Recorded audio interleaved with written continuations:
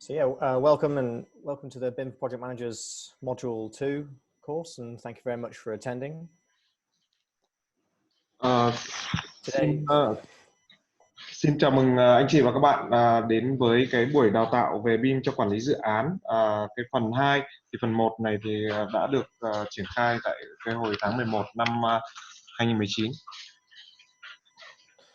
This is the agenda for today, and we'll be recapping on stage 1 and 2 of ISO 9650, as well as starting to have a focus on stage 3 of the standard, which we'll go through. Thì đây là cái agenda của cái chương trình của cái buổi hôm nay. Sẽ có một cái phần giới thiệu về tiêu chuẩn ISO 19650 và sau đó thì sẽ tập trung vào cái giai đoạn 3, đó là cái giai đoạn mà về dự thầu. So these are today's speakers. So Bin is the technical lead of the BIM Technical Committee, while we also have Phil Bates will be speaking through stage 3. Myself, Peter Matthews, will be speaking through stage 1, and while Duck from Atlas will be speaking through stage 3 as well. Thì hôm nay thì chủ yếu sẽ là hai bạn Pete Matthew và Philip từ phía McDonald sẽ chia sẻ các cái nội dung về giai đoạn 3 này. Tôi là Bình thuộc văn phòng thường trực ban chỉ đạo BIM, cũng như là anh Đức từ phía Atlas sẽ hỗ trợ các bạn trong cái việc là dịch ra tiếng Anh, dịch từ tiếng Anh sang tiếng Việt. So during today's training, we will be asking you a couple of questions during the session to understand if you've got to grips with some of the content in the polls section of Slido. So we used a Slido code, and if you log on to slido.com and follow hashtag B421, you should be able to get to a page which provides you with an area for questions which will appear when we activate them. And also, we're also keen to answer any of your questions that you could think up relating to BIM and these stages. So therefore, please add in any of your questions in Vietnamese or English. We don't mind, we'll translate, and we'll also try and answer some of those during the Q&A sessions. Hôm nay thì hai bạn sẽ hỏi anh chị và các bạn một số cái câu hỏi, cũng như là anh chị và các bạn cũng có thể là hỏi đưa ra các cái câu hỏi trong chương trình thông qua Slido. Các anh chị vào slido.com nhập mã sự kiện là B421 thì là các anh chị có thể đặt câu hỏi bằng tiếng Anh hoặc tiếng Việt, thì những người trong chương trình sẽ hỗ trợ dịch sang tiếng Anh để các chuyên gia có thể trả lời. So a little bit of guidance for the session, but not that we've all got quite familiar with video conferencing over the last couple of months, but just to be clear, please make sure that your microphones are muted during the presentations.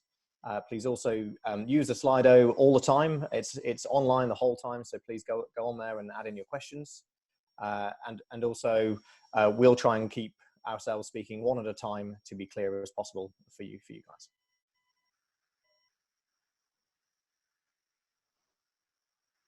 Oh, he's muted. Một số cái hướng dẫn trong cái việc tham gia sự kiện đào tạo online, thì để tránh làm phiền những người khác, thì trong khi mà các giảng viên trình bày thì đề nghị anh chị và các bạn thì hãy tắt tiếng micro, và cái Slido của sự kiện sẽ được mở toàn thời gian của cái sự kiện này, nên là anh chị các bạn có thể vào bất cứ lúc nào để đặt câu hỏi hoặc là tham dự vào các cái gọi là bình chọn của chương trình. Và cuối cùng là cái phần cuối, khi mà có cái phần câu hỏi và trả lời, thì anh chị các bạn cũng có thể giao lưu trực tiếp. Thế nhưng mà sẽ từng người tham gia một, thì anh chị vui lòng giơ tay hoặc là đánh câu hỏi qua Slido hoặc là trong cái phần chat của chương trình, để tôi có thể là mở mic và anh chị các bạn có thể giao lưu. So to quickly summarize the training course, I'm going to quickly explain that this training has been based on the Vietnam standards and guidance for BIM, which can be referenced and referenced following the training by accessing the Vietnam BIM website.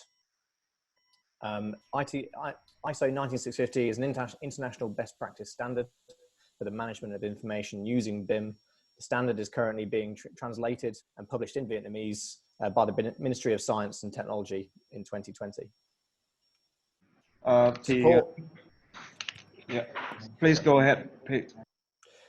To support the standards, a common BIM guide is being created that sets out how the standard can be applied to all projects, and followed by this, a number of detailed guides will be provided for each type of project within Vietnam, whether it's buildings, infrastructure, highways, all types of projects. Additionally, there'll also be a number of templates and suite of tools to be used by these projects so that they're using BIM in the same way, in the standardized ways throughout Vietnam. So meeting again. Đoạn này cũng dựa trên một số cái khung, các cái bộ tài liệu liên quan đến tiêu chuẩn và hướng dẫn mà bên phía ban chỉ đạo đang biên soạn. Cái nội dung đầu tiên đó là cái tiêu chuẩn ISO 19650 phần 1 và phần 2 thì hiện tại đã đang được dịch ra và đã đang lấy ý kiến của một số chuyên gia cũng như là phụ lục sau này có thể sẽ ban hành. Hiện tại cái hướng dẫn chung mà đã ban hành tại cái quyết định số 1057 ngày 11 tháng 10 năm 2017 cũng đang được cập nhật để phù hợp với lại tình hình triển khai của các dự án thí điểm cũng như là cập nhật theo các cái tiêu chuẩn hướng dẫn mới ở trên thế giới, đồng thời là biên soạn các cái hướng dẫn chi tiết, ví dụ như là về công trình dân dụng hoặc là công trình hạ tầng kỹ thuật. Ngoài ra một số cái bộ tài liệu mẫu, ví dụ như là về yêu cầu thông tin cho dự án hay là kế hoạch thực hiện BIM cũng đang được biên soạn và chúng ta sẽ có thể tham khảo trong cái khóa học lần này.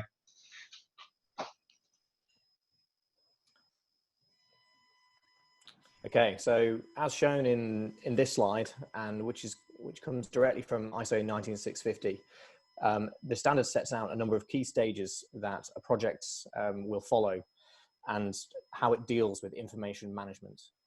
It passes from each of these stages 1 to 8, and as a project progresses, initially as a project team and a client team, as they begin to procure suppliers, they go through design, go into construction, and eventually into project closeout and handover. Tiêu chuẩn ISO 19650 bản 2 thì có đưa ra các cái giai đoạn từ 1 cho đến 8. Như anh chị có thể nhìn thấy đây, ví dụ như là ban đầu là về đánh giá cũng như là xác định cái nhu cầu của dự án. Giai đoạn 2 là mời thầu. Thì cái phần 1 và phần 2 này thì đã được triển khai đào tạo trong cái đợt tháng 11 năm 2019. Thì trong đợt này thì sẽ làm việc về cái giai đoạn 3, tức là giai đoạn dự thầu, rồi lựa chọn cũng như là chỉ định nhà thầu và huy động. Còn cái phần 6, 7, 8 về hợp tác gọi là sản xuất các cái thông tin, ví dụ như là tạo lập mô hình thông tin công trình, vân vân, cũng như là giai đoạn 7 và giai đoạn 8 kết thúc thì sẽ được triển khai đào tạo trong cái phần 3 của cái chuỗi đào tạo này. Okay, so this training will focus on each of the individual stages, and we'll deliver a course on each of these stages. And because of such a large amount of content, we've focused on delivering them in modules. And so far, we've delivered module 1 and 2 that we delivered in November. And today we'll look at the stage 3, the tender response phase. Thì như anh chị có thể thấy đó là cái phần giai đoạn 1 và 2 thì đã được triển khai trong cái phần 1 về lập dự án và lựa chọn nhà thầu. Hôm nay chúng ta sẽ làm việc về cái giai đoạn 3, giai đoạn lựa chọn dự thầu. Okay, so moving into a quick a recap of what was covered in stage 1 and 2, which hopefully you were there to see it before. And if not, you received the PDF from BIM and the team and also on the website. Thì sau đây thì sẽ các bạn sẽ tóm tắt lại một chút về cái phần 1, tức là cái giai đoạn 1 và 2 đã triển khai đào tạo tháng 11. Thì hy vọng là trong các anh chị mà tham dự ngày hôm nay thì chúng ta cũng sẽ có một số người đã tham dự cái đợt đào tạo đó. So the key activities in stage 1, which is referred to in the standard as the assessment and need phase, but can also be considered as the project setup phase. And these key activities are defining project stages and the key milestones, specifying project information requirements of each stage, establish the project team roles and responsibilities, establish standards, methods and procedures, establish a common data environment to create and store information. Thì cái giai đoạn 1 nó liên quan đến cái việc là đánh giá cũng như là xác định cái nhu cầu, nhưng nó cũng tương đương với cái việc là thiết lập cái ban đầu của dự án, liên quan đến ví dụ như là xác định các cái giai đoạn và các cái mốc quan trọng của dự án, ví dụ như là khi nào thì phải đưa ra cái hồ sơ mời thầu này, hoặc là khi nào phải hoàn thành các cái hồ sơ thiết kế, vân vân. Sau đó thì xác định các cái yêu cầu về thông tin của dự án trong từng cái giai đoạn đó, rồi thì về vai trò trách nhiệm của các cái nhóm tham gia trong dự án, thiết lập các cái tiêu chuẩn, phương pháp, thủ tục để đảm bảo là thông tin nó được tạo ra một cách nhất quán, và cuối cùng là cái nội dung về môi trường dữ liệu chung để lưu trữ và quản lý cái thông tin dự án một cách thống nhất. Okay, so I'll quickly summarize each of these stages, each of these key activities for you guys. So number 1, we're talking about information delivery lifecycle and key stages and milestones. So we have to make sure that as a project, we've agreed what key milestones and key stages are going to occur and what framework of stages we're going to follow. So that's a key part to allow us to agree what information we're going to create and who's going to create that information. Thì cái phần đầu tiên đó là xác định các cái thông tin cũng như là các cái giai đoạn và các cái cột mốc quan trọng cần phải được xác định ngay từ đầu của dự án, để có thể là phân công rõ ràng xem là ai sẽ cần phải tạo ra các cái thông tin cũng như là khi nào cần phải tạo ra cái thông tin đó. Thì anh chị các bạn cũng có thể nhìn thấy cái vòng đời của thông tin nó được chuyển giao thể hiện ở trên màn hình. So by understanding what information we want to have created by suppliers during the design, moving into construction, then eventually handing over the project, we need to establish some project information requirements for each of these stages for all suppliers to follow.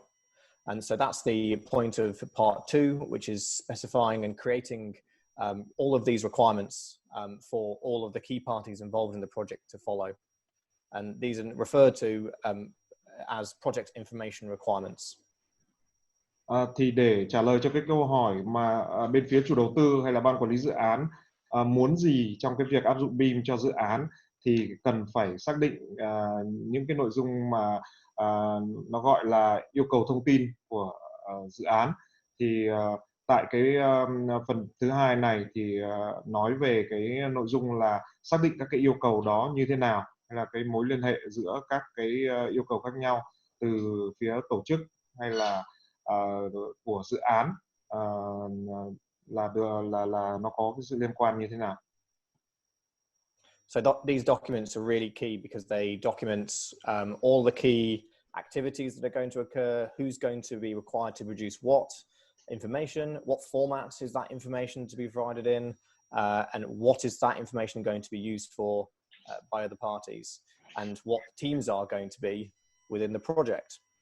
And that leads into the third activity, which is specifying the BIM roles and responsibilities of the project, and making sure you have the key parties in place. You're specifying the right roles that you want individuals to follow, and allocating these roles and responsibilities to key individuals that you already have planned to work on the project. And if you don't have the competencies in place, then it's a requirement to find those competencies and install a person who can deliver that information. Những cái thông tin đó thì nó trong cái yêu cầu thông tin nó sẽ xác định các cái hoạt động mà cần phải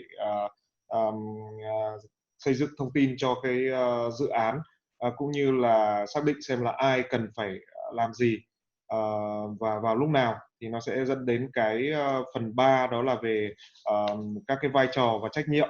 Thì trong đó sẽ xác định rõ về các cái vai trò và trách nhiệm của dự án. So number 4, what you have is standards, methods, and procedures. And this is where all of the standards that you're going to follow within this project live, and where the project information requirements reference from and draw from. So this can be things such as your naming convention, how you're naming documents, how you're producing CAD files, how you're just doing your design reviews in set procedures, all these things that you can have a standardized process that ideally your organization will have pre-existing and apply to every single project. Oh. Sao lại có người nào? Somebody's sharing their screen. Could you read? I'll go again.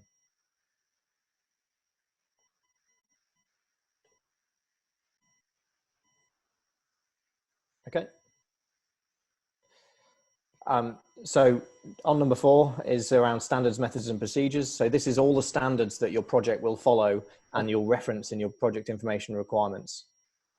So these can be, as I said, CAD standards, information exchange standards, anything in there.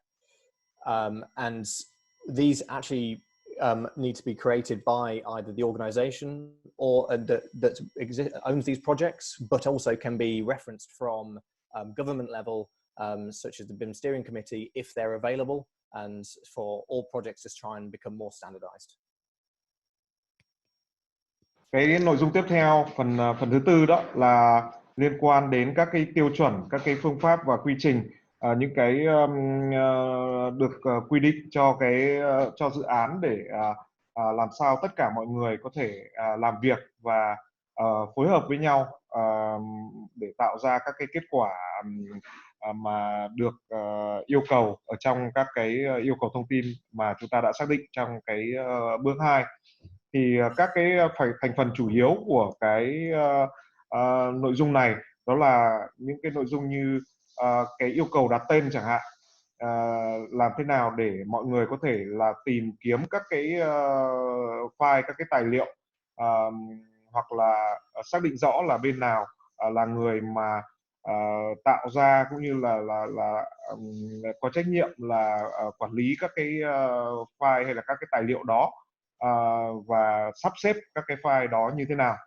Đó cũng có thể là những cái quy trình về chuyển giao thông tin, như là về cái yêu cầu cụ thể hay là cái định dạng của file, nó cần phải được quy định như thế nào, hoặc là về cái hệ thống phân loại như chúng ta đã biết, để có thể là sắp xếp được toàn bộ cái mô hình cũng như là các cái tài liệu một cách gọi là tối ưu để có thể truy cập mọi lúc. Rồi những cái quy trình thủ tục về thẩm tra thiết kế hay là các cái tài liệu để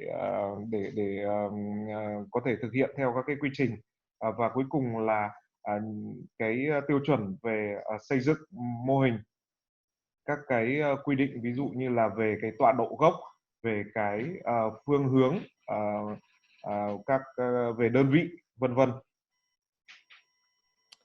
And finally, the thing that needs considering is and setting up is the common data environment. So this is the common, this is the area where all information will be kept and stored. It'll be produced and shared between all parties. And this isn't just installing a piece of software that can do this job. This is actually configuring that software to allow all the decisions and transfer of information to occur. So it does take time to create, develop, and make sure it works and is tested. Và cái phần cuối cùng là một cái phần rất là quan trọng, đó là cái môi trường dữ liệu chung.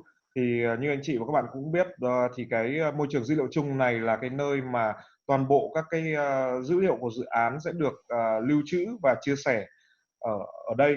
Thì nó không hoàn toàn là về cái yếu tố phần mềm hay là về kỹ thuật, tại vì là có rất nhiều các cái quy trình cũng như là những cái tiêu chuẩn mà chúng ta đã thiết lập ở cái bước 4 thì nó sẽ được hiện thực hóa ở cái phần này.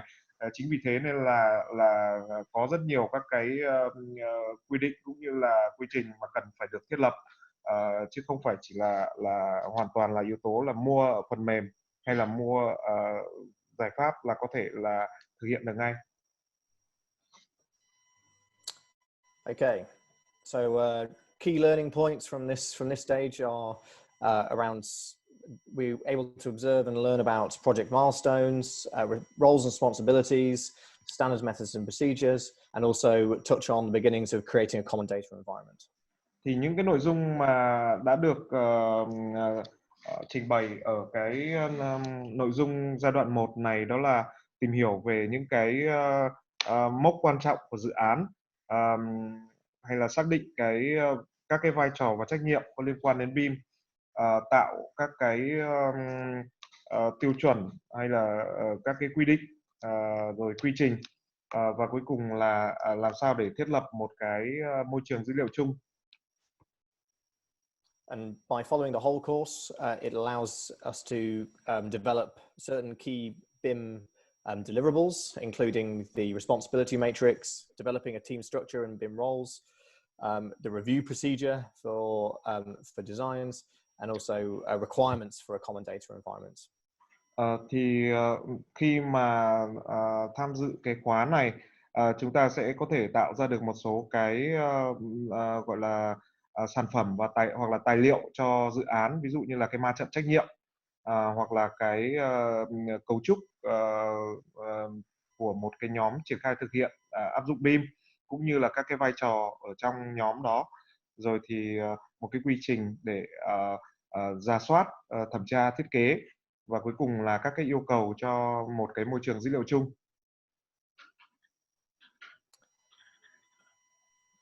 Okay, so moving on to stage 2, and the key activities that need to occur in stage 2 are which is the invitation to tender stage and compiling your project setup that you've done and submitting it, creating an invitation for tender to allow appointed parties to submit their tenders. So how do you go about that invitation to stage using BIM?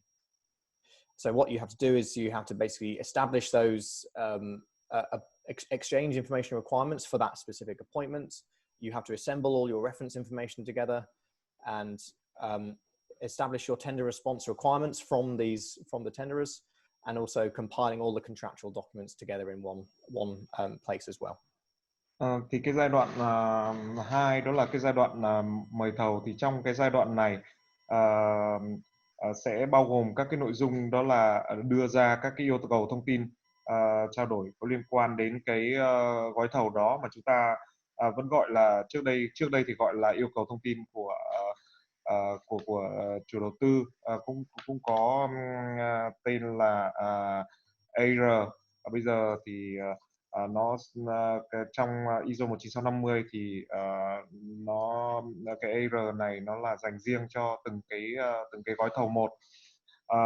Những cái nội dung mà thiết lập ở trong phần 1 sẽ được tập hợp vào trong cái hồ sơ này, rồi cũng như là tập hợp những cái thông tin về khảo sát hay là những cái thông tin mà đã có sẵn để có thể là chia sẻ cho nhà thầu, rồi đưa ra cái hồ sơ mời thầu cũng như là cái tiêu chí đánh giá, và cuối cùng là tập hợp tất cả các thông tin đó để đưa ra thành cái hồ sơ mời thầu. Okay, And to quickly go into more detail about these stages and how you create an invitation for tender. So in the wider training course, we've actually taken an example of how you would commission a designer for a specific building project. And I'll quickly talk through some of those stages. So there's 4 elements that need to be considered. And the first one is bringing together all of your information requirements that you need that appointed party to follow, whether it's information requirements such as deadlines, which standards you wish them to follow, which information you wish them to provide you. That's what this first part is all about. Thì trong hồ sơ mời thầu đấy thì sẽ có bao gồm các cái nội dung mà tất cả những cái thông tin cần thiết mà bên phía chủ đầu tư hay là quản lý dự án muốn bên nhà thầu, tức là nhà thầu về BIM, hoặc là về các cái nội dung có liên quan, ví dụ về thiết kế nhưng mà có thiết kế trong dự án có triển khai BIM, thì tất cả những cái thông tin ví dụ như là về deadline của từng cái giai đoạn, hay là về các cái thông tin nào cần phải được bàn giao trên cái định dạng nào, thì nó sẽ được tập hợp ở trong cái yêu cầu thông tin.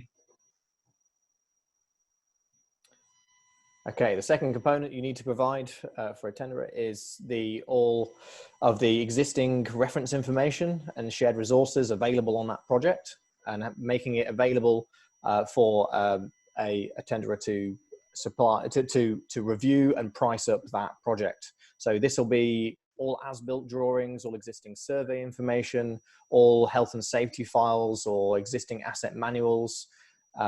That's the information that's needed to be gathered up in one place to allow a most accurate as possible price to be created by your tenderers. Ngoài những cái thông tin yêu cầu về cái dự án hiện tại thì có những cái thông tin khác mà nó như kiểu là thông tin nền mà có thể chia sẻ cho nhà thầu để họ có thể là ước lượng chính xác về những cái nội dung công việc cần phải làm, cũng như là chi phí kèm theo. Thì những cái thông tin đó có thể là các cái thông tin về hoàn công có liên quan đến dự án, hoặc là các cái thông tin dữ liệu về khảo sát, hoặc là tất cả những cái thông tin dữ liệu mà về quản lý vận hành, vân vân, mà có liên quan đến cái dự án mà chúng ta chuẩn bị tổ chức cái giai đoạn mời thầu. So thirdly is around the requirements that you're looking to see of the appointing parties' staff and their capability.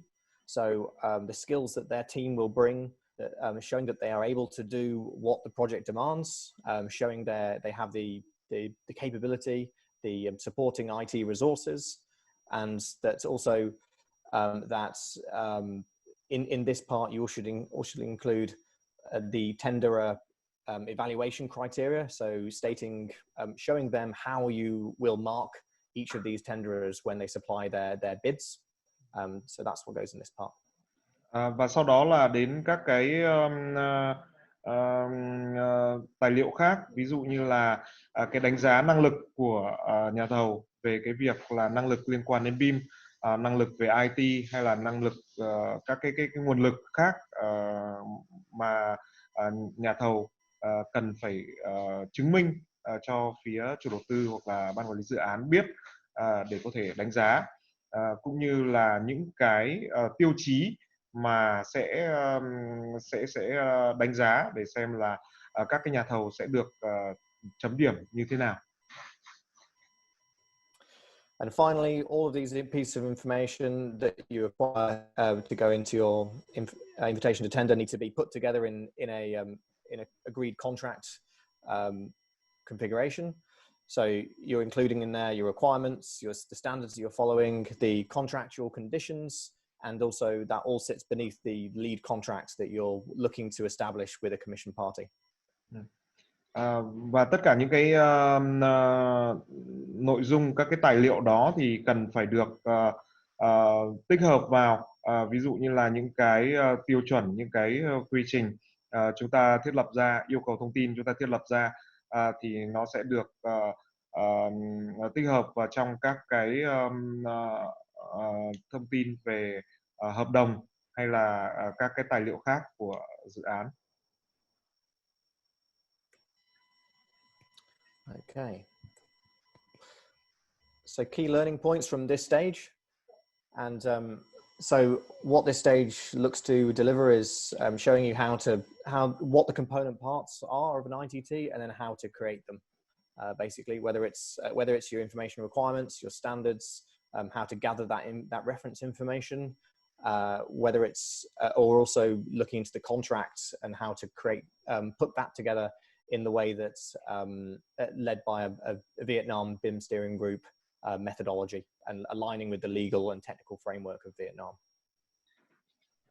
Thì một số cái điểm chính trong cái giai đoạn 2 mà chúng ta có thể thu nhận được khi mà tham dự vào cái buổi đào tạo đó, đó là biết được các cái thành phần chính của cái hồ sơ mời thầu, cũng như là làm sao để tạo ra cái yêu cầu thông tin, cũng như là tập hợp các cái hồ sơ dữ liệu đó, chia sẻ cái dữ liệu thông tin nền cho nhà thầu như thế nào, cũng như là cái nội dung là đưa các cái thông tin đó vào trong cái hợp đồng hoặc là phụ lục hợp đồng như thế nào.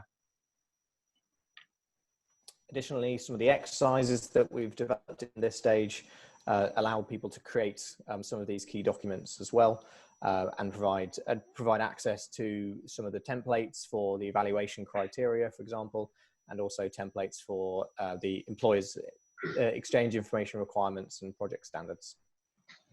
Thì một số cái bài tập mà được thiết kế ở trong chương trình học thì giúp những người tham gia có thể là tạo ra các cái gọi là bảng tiêu chí đánh giá lựa chọn nhà thầu, cũng như là một số cái sản phẩm, cái tài liệu khác. Okay, so that's stage 1 and 2, and so we've covered those two stages here. The rest of today we're going to start looking at module 2, and the first stage of that, stage 3, the tender response. So we'll look at what the project manager needs to do during receiving the response back from the tenderers. So I'll hand over to Phil. Thì những cái nội dung mà trong cái phần 1 đấy thì đã gửi cho anh chị và các bạn qua email, có PDF, và trong cái thời gian sau thì ban tổ chức sẽ tổ chức là ghi lại cái phần đào tạo này để có thể chia sẻ video đến anh chị và các bạn sau. Sau đây thì Phil sẽ trình bày về cái phần 2 của cái đào tạo này. Thanks, Pete, and Bim. So I think we've got Duke on the call as well, hopefully. He's going to translate the second part for me. Duke, you there? One moment. Yeah, I'm just gonna ask you to unmute me. Yeah, thank you for that. Great. So just a reminder to everyone that we've got Slido running, if I can find the right screen.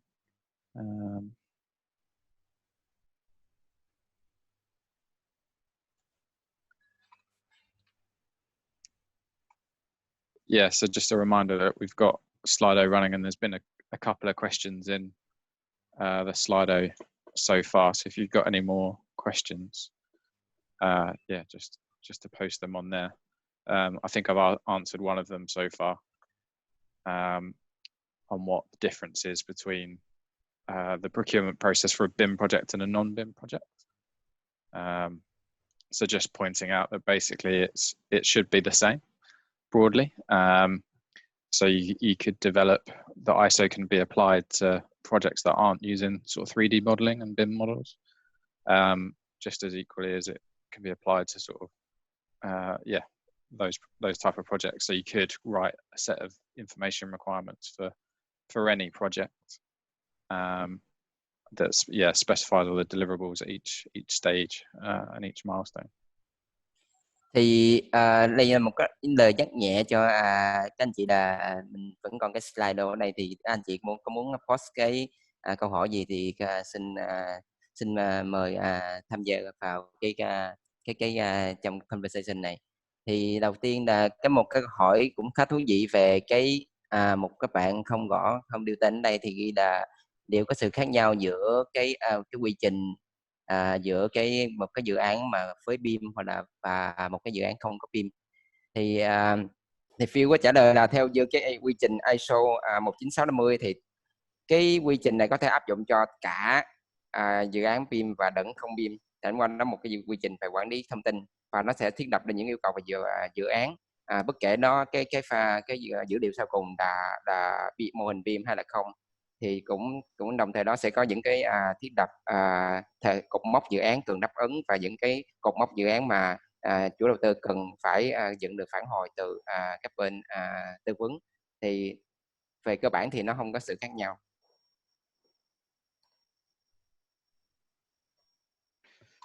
Okay, so I'll just get the slide deck back up.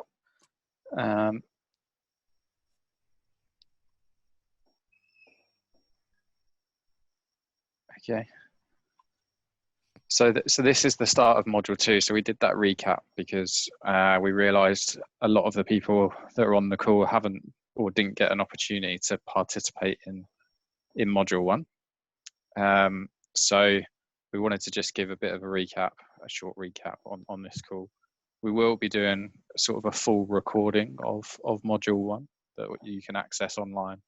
So if you want the full detail of module 1, we'll upload that after in a couple of weeks' time to the website. Thì cái phần này Phil cũng nói giống như anh Bình vừa mới nói lúc nãy, thì do một số bạn ở đây thì không có tham dự cái đợt training cho phần 1, thì thành ra là hôm nay cũng nhân cơ hội này để tóm tắt lại một số ý chính của phần 1. Thì tất cả những gì thông tin cái chi tiết cụ thể của cái buổi training về phần 1 sẽ được record lại để sau đó post online cho tất cả mọi người có thể review lại được. Thì dự kiến là sẽ trong vòng 1 hoặc 2 tuần đó sẽ có cái video đó. Okay. So coming back to this slide, which we showed earlier, this is kind of the breakdown of the different modules aligned to the stages of the ISO. So with Pete's just done a recap of stage 1 and 2, and then I'm just going to talk about stage 3 for the rest of this meeting. But there's 2 more stages that we'll present and do sort of separate calls for, and they come together to form module 2. And what we're focusing on is the roles and responsibilities of the appointing party. And in this context, we've kind of aligned that to the role of some of the project management units and project management boards that are in EVN that kind of manage and run Vietnamese projects, and that's this top line. We appreciate that some people on this call are sort of more on the appointed party side or task teams, so they'd fall into sort of this blue and purpley color below here is designers or consultants and contractors. So we'll touch on some of those roles, but the main focus is the appointing party roles, so the client type role. Thì như các anh chị và các bạn đã thấy trên cái màn hình của mình là một cái nguyên cái quy trình của cái quy trình quản lý dự án, thông tin dự án. Thì nó cũng khá dài, bao gồm nhiều giai đoạn từ 1 đến 8. Thì ở module 1 á, là những cái buổi học lần trước training lần trước thì đã nói qua, và giai đoạn 1 và 2 tương ứng với cái giai đoạn 1 và 2 trong cái quy trình quản lý dự án. Thì bữa nay sẽ tập trung vào nói một chút về cái giai đoạn dự thầu. Thì sẽ có những cái buổi tiếp theo nữa sẽ trong cái một buổi riêng để nói về quy trình 4 và 5 là giao thầu và huy động nhà thầu như thế nào. Thì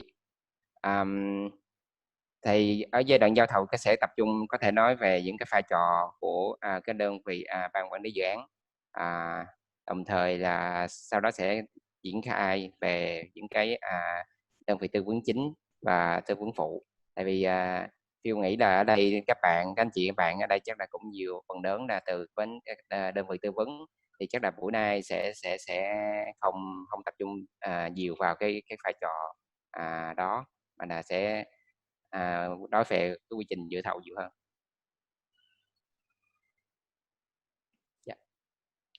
Okay, so Yep. So stage 3, we're looking at the tender response stage. Thì giai đoạn 3 là nói về giai đoạn dự thầu.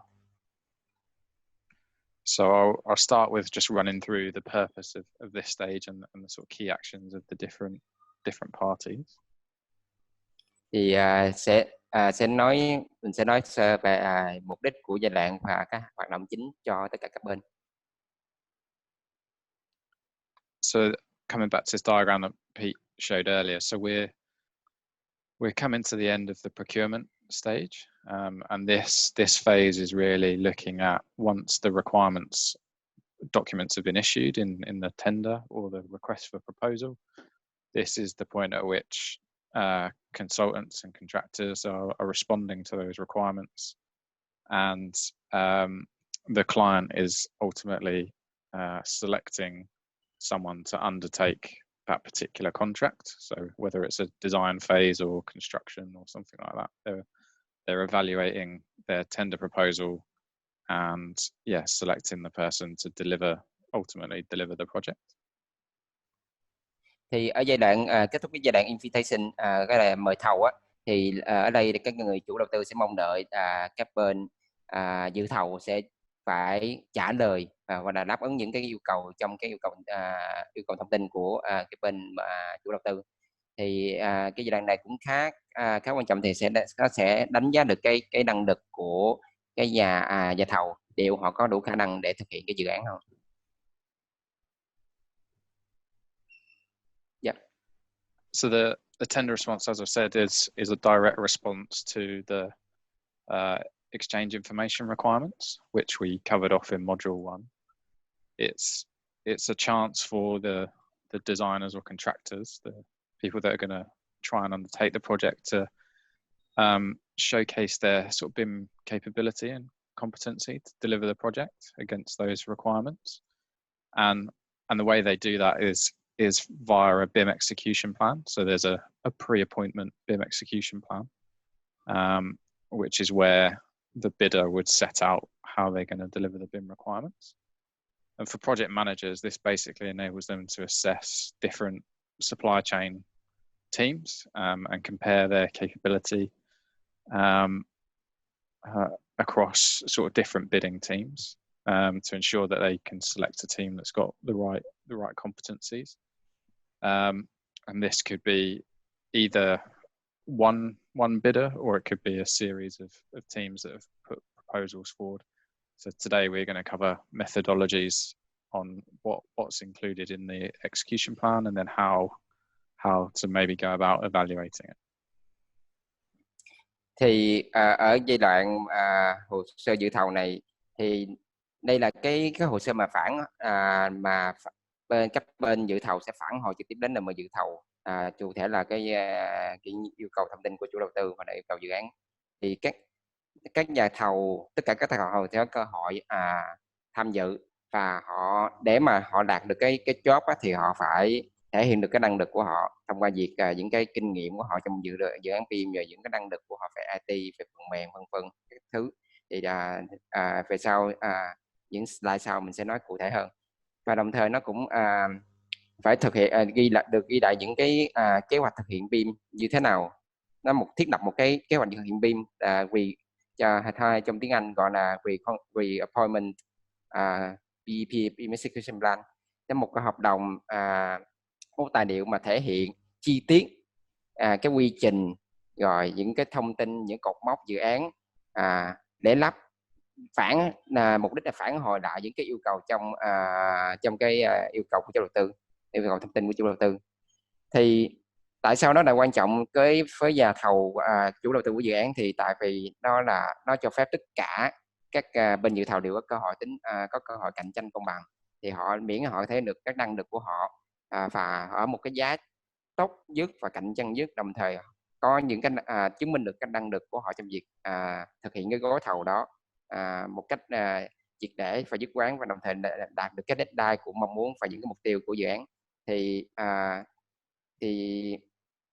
trong vai trò của người dự quản lý dự án thì họ sẽ dựa trên những cái tiêu chí nhất định để thẩm định cái năng lực của họ thông qua những cái hồ sơ dự thầu của các bên đưa ra.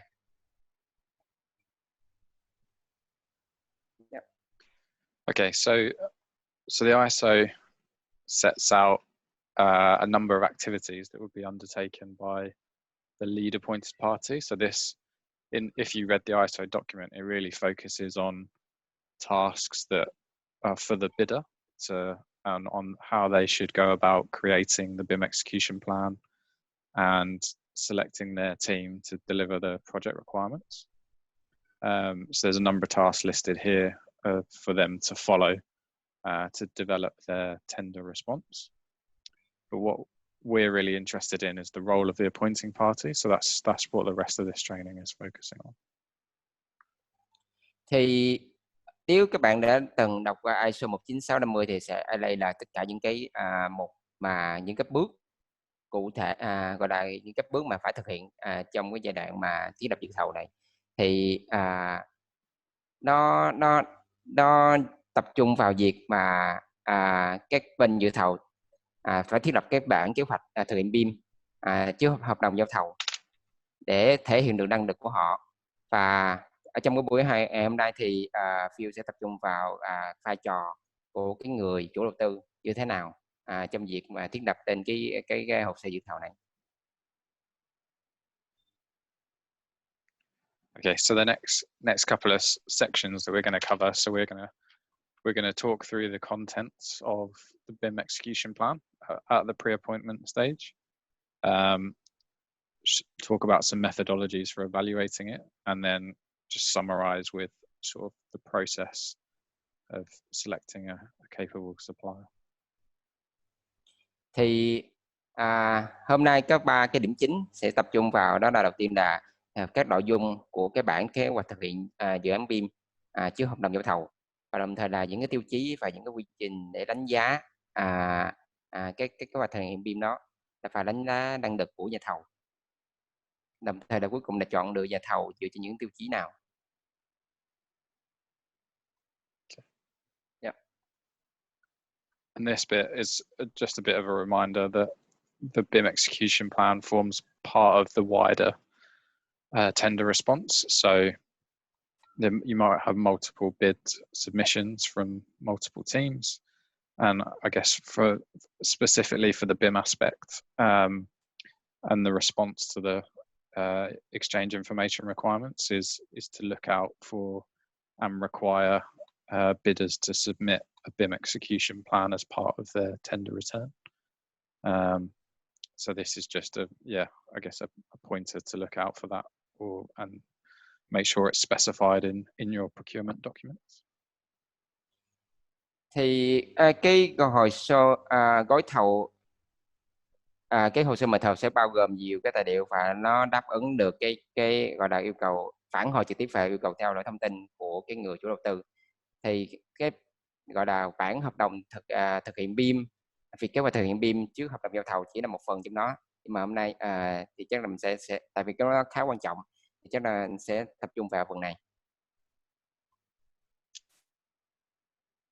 Okay, so now we're going to jump into our first quiz of this evening.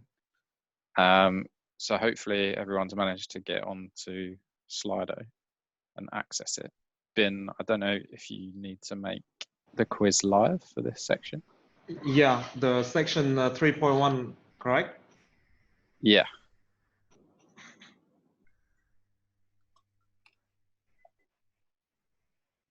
So hopefully that's being made live now. So there's I think there's a couple of questions to start with, just to, I guess, check in with everyone that they're sort of following along, and make sure we haven't confused anyone so far. So we have 3 people participating the quiz. Okay.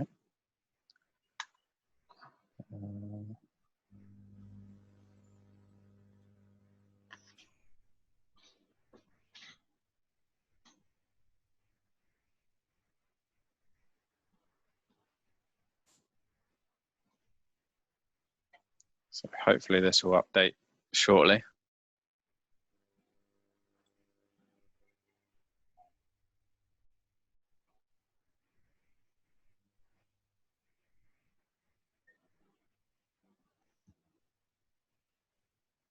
Nhờ anh chị và các bạn có thể vào để điền cái câu hỏi này giúp ạ. Mọi người có thể vào slido.com, mã là B421 để trả lời câu hỏi. Phil, I think that you can go to present mode. Present mode. Where's that? This one? No, the other one. Above that. Just above. The green one. Above. Yeah, yeah. Nice.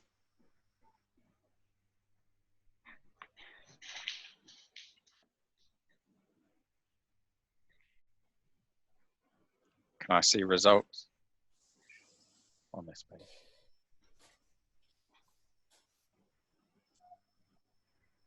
We're getting the results in. 12 people have responded so far, which is good.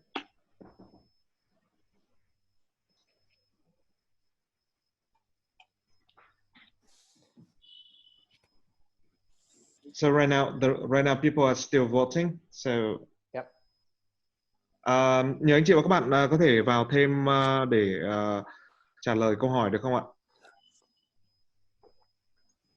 So after when I lock the poll, the poll, it will show the result on screen. Okay. So we'll leave it another minute or so, just for a Yep. few more people. Yep. 20 people. That's good. You can do it on your phone. You can just hold it up to the BR code. Should jump up. Mọi người hoàn toàn có thể là bật máy tính lên và chỉ cần sử dụng điện thoại, dùng điện thoại để vào Slido.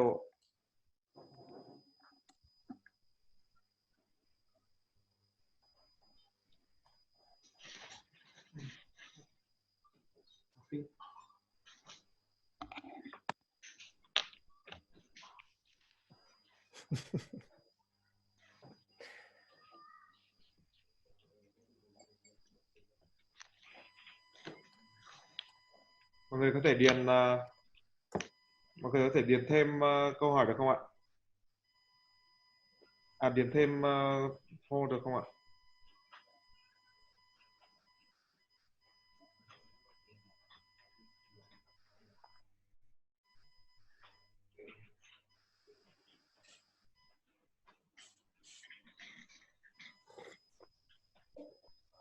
Mình nhìn cái câu hỏi từ tiếng Anh ra tiếng Việt được không?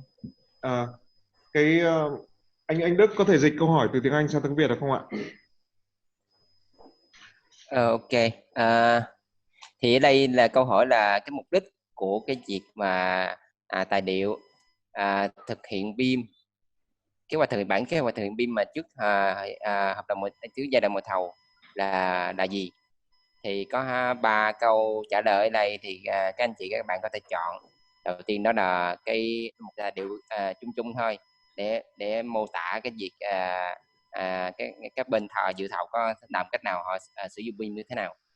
Thì câu trả lời thứ hai là một sự phản hồi trực tiếp đến cái yêu cầu trao đổi thông tin của bên chủ đầu tư, thì nó thể hiện là các bên dự thầu đều có đáp ứng được những cái yêu cầu về BIM của cái dự án hay không.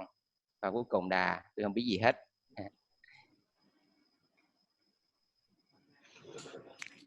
That's something. Yeah, apologies. I realised that this is in English only. Now people know the answer. Yeah. Okay. Well, I think 40 odd responses is pretty good. Let's cut it off at 50 maybe. Nice. That's good. Good. Oh, at least that's correct. So at least most people are following along. So that's good. So yeah, it is a direct response to the EIRs. Yeah. Okay. 67% số người trả lời đúng. Thì đó chính là cái câu phản, đó là cái sự phản hồi trực tiếp đến cái yêu cầu giao đổi thông tin của bên chủ đầu tư. Thì nó thể hiện năng lực BIM và cách thức thực hiện BIM như thế nào, năng lực của các bên dự thầu thế nào để và quy trình của họ như thế nào để đáp ứng được những cái yêu cầu đưa ra của bên chủ đầu tư. Okay, should we go to the second question?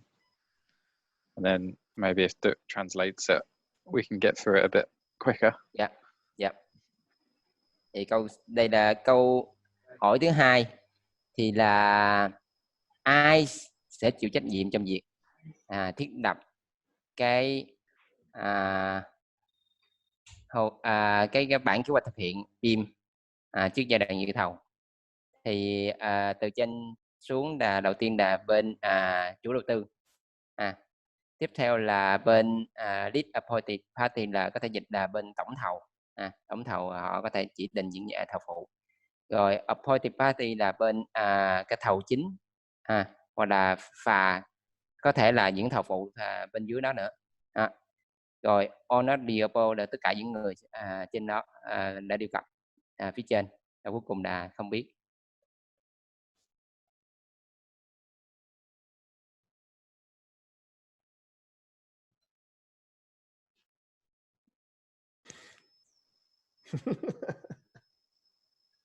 It's going up a bit quicker this time, so that's good. Mm-hmm.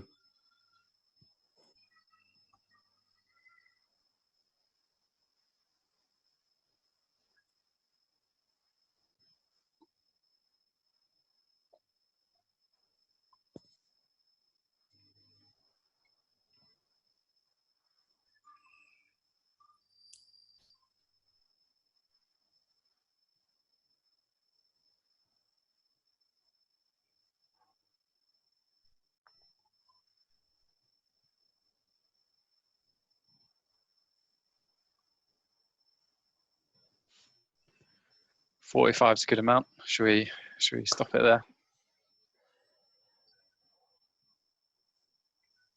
Okay, so half of people say it's the project owner. So for this one, it's actually the lead appointed party that's responsible for putting the execution plan together.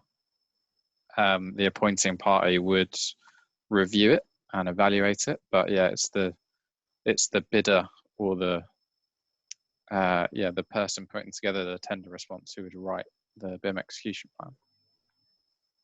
Thì câu trả lời chính xác ở đây là cái người tổng thầu, là cái người trực tiếp dự thầu á, thì các đơn vị này họ sẽ phải thiết lập lên cái kế hoạch thực hiện BIM để mà chứng tỏ cái năng lực của họ. Còn về sau nữa thì những người cái tổng thầu này họ cũng có một cái quy trình chọn lựa nhà thầu phụ, thì tất cả đó cũng là một phần của cái quy trình gọi là ở giai đoạn mà mình đang nói ở đây là giai đoạn dự thầu. Thì đó tại vì cái buổi nói chuyện buổi mà training hôm nay chỉ tập trung vào cái mục nhỏ của nó thôi, thì nó sẽ còn những cái khác nữa. Đó là tổng hợp tất cả những cái tài liệu đó gom lại và phản hồi trực tiếp thể hiện trực tiếp qua cái kế hoạch thực hiện BIM, và phản hồi lại năng lực và quy trình, những cái đồng thời những cái kỹ thuật khác để có thể đáp ứng được những cái tiêu chí BIM đưa ra của bên chủ đầu tư. Okay. So a few people on the leaderboard. Bin's got himself up there as well, which is good. Okay, so we'll jump back to the presentation. So thanks for taking part in that. So this next bit is around, I guess, the contents of the execution plan. So hopefully it will give people that weren't clear on who was producing it a bit of an idea of what goes in it, and what content should be provided. Thì tiếp theo ta sẽ nói cụ thể về những cái nội dung chi tiết của cái kế hoạch thực hiện BIM.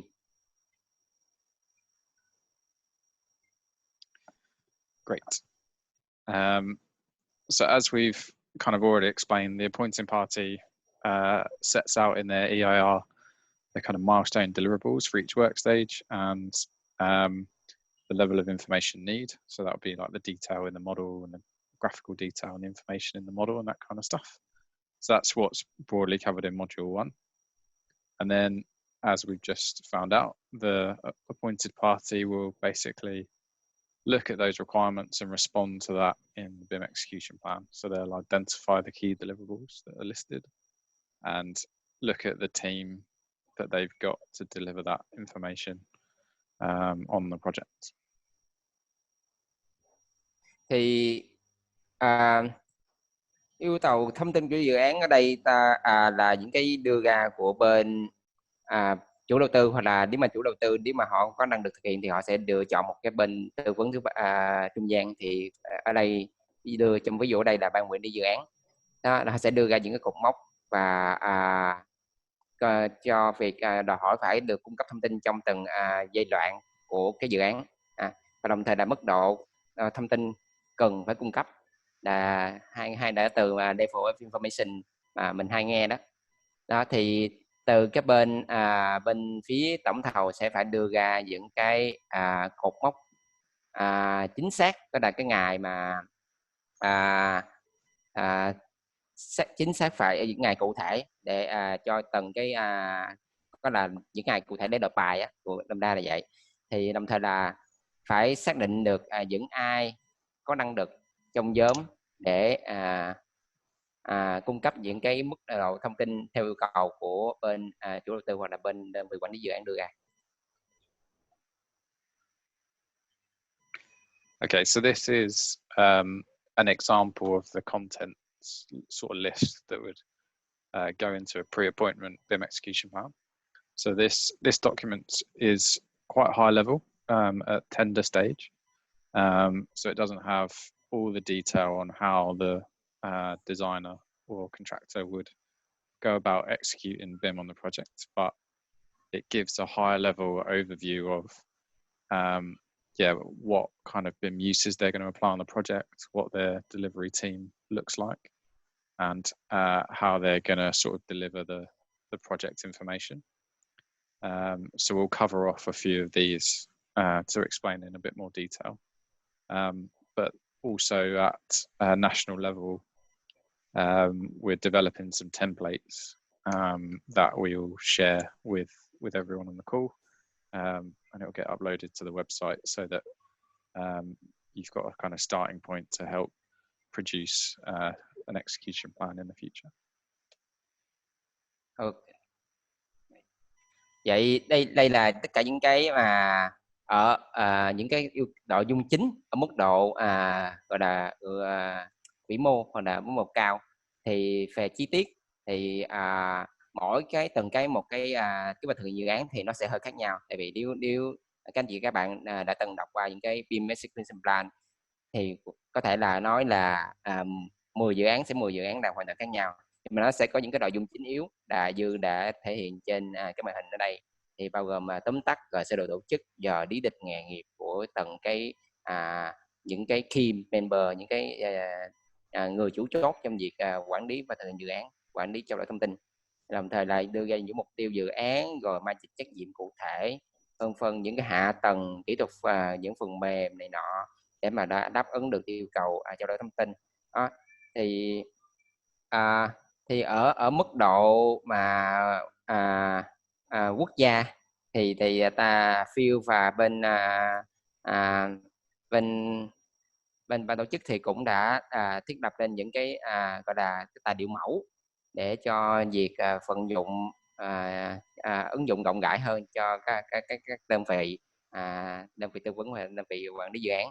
Thì có những cái bài tài liệu mẫu phải dựa trên gọi là dựa trên cái nền đó mình có thể phát triển cụ thể theo mục đích của từng dự án của mình.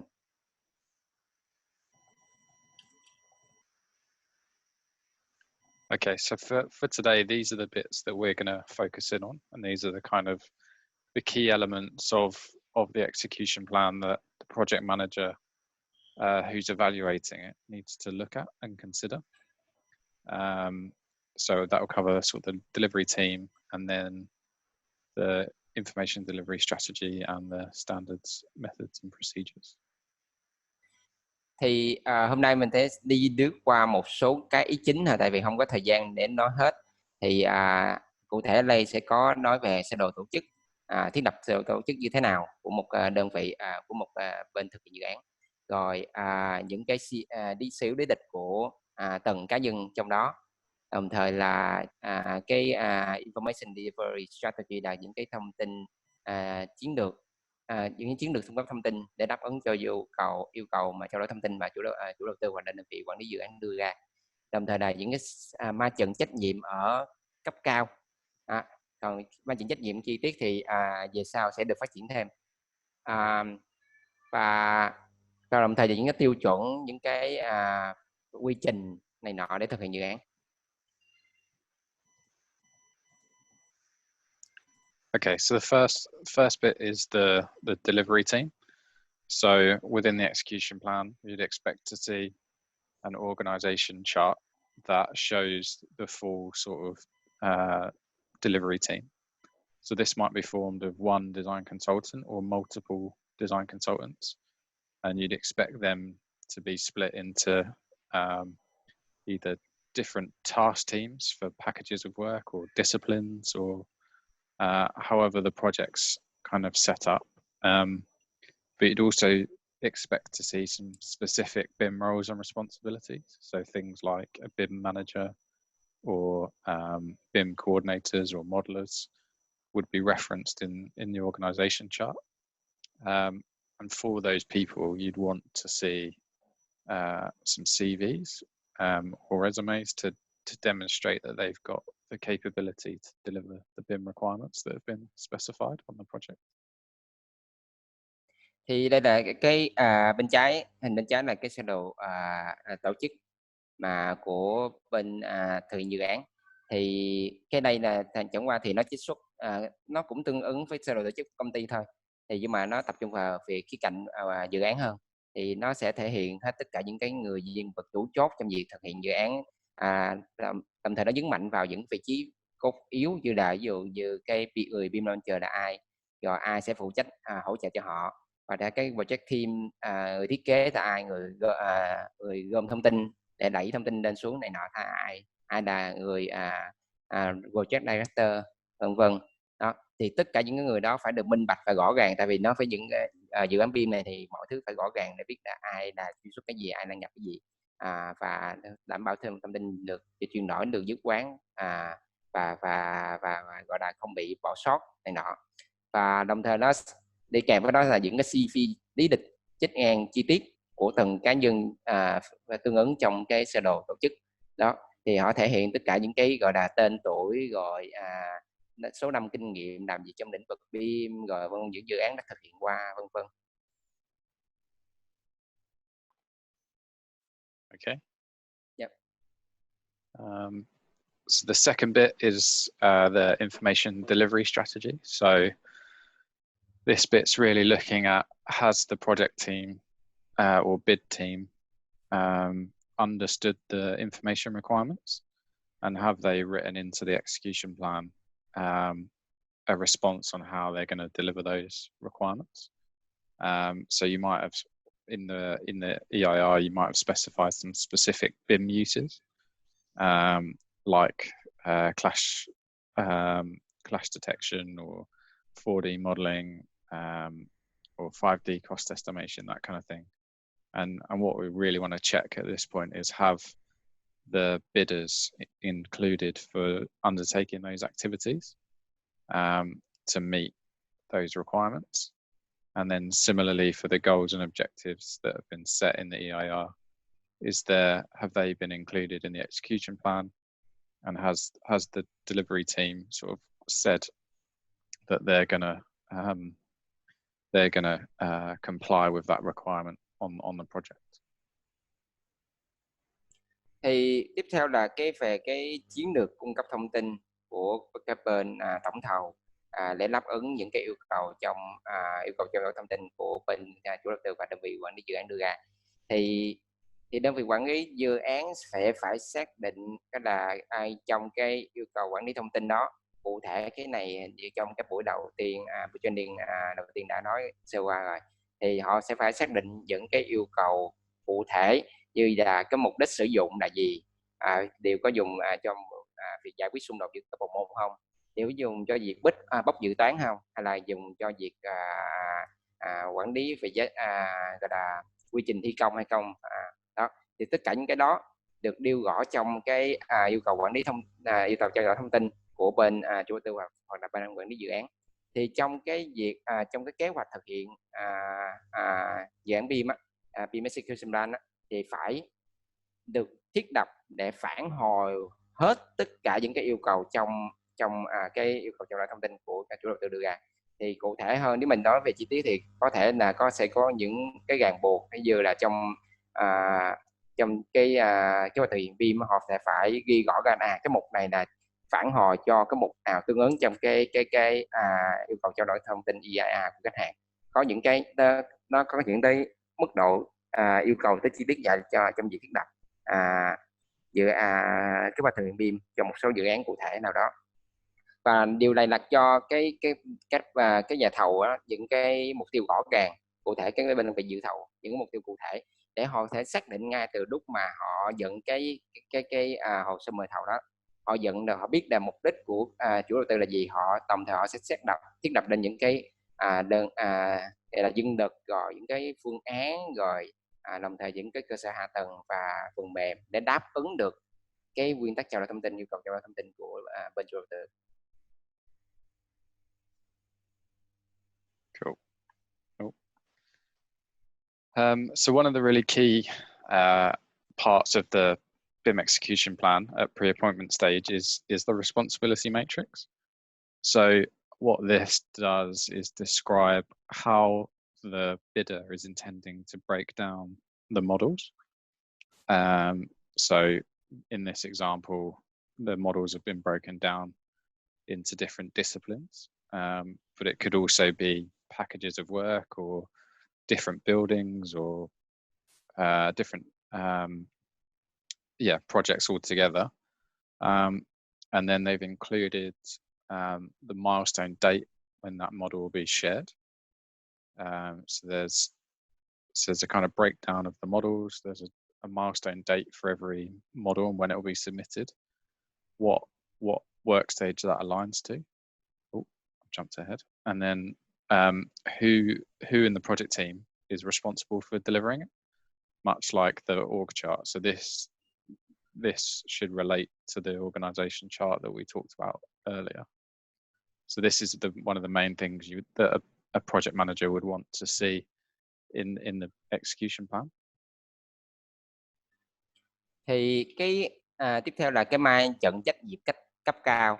Trận trách nhiệm cấp cao này nó thể hiện là cái kế hoạch, cái chiến lược mà chia mô hình ra thông tin của mình ra về thành những cái phần nhỏ hơn, và mỗi cái phần đó, ví dụ như là có thể là mô hình về ý tưởng hình khối, mô hình kiến trúc, mô hình kết cấu và mô hình điện, thì mỗi cái mô hình kiểu đó ai sẽ chịu trách nhiệm thực hiện đó, và để đảm bảo đề là không có việc dẫm chân lên nhau. Ví dụ đơn cử một ví dụ mà Đức đã trải nghiệm qua thì có một dự án mà nếu mà ngay từ đầu mình không phân rõ trách nhiệm, ví dụ giữa bên đơn vị kiến trúc và đơn vị thiết kế nội thất, thì trong quá trình họ phát triển dự án đến một mức độ giai đoạn nào đó thì họ dẫm chân lên nhau. Ví dụ người nội thất đang nghĩ rằng cái cột này là bọc cột chẳng hạn là phải bên họ, nhưng mà cái kiến trúc ngược lại là đó là họ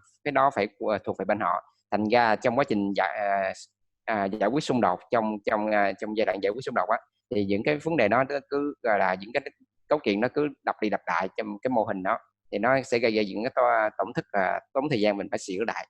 Thì bằng việc xác định ngay từ cái chịu trách nhiệm ngay từ lúc đầu thì mình biết được ai sẽ chịu trách nhiệm những phần nào và những cái cột mốc thời gian cần cho việc phải là đợt để bàn giao cái mô hình đó cho bên chủ đầu tư đó.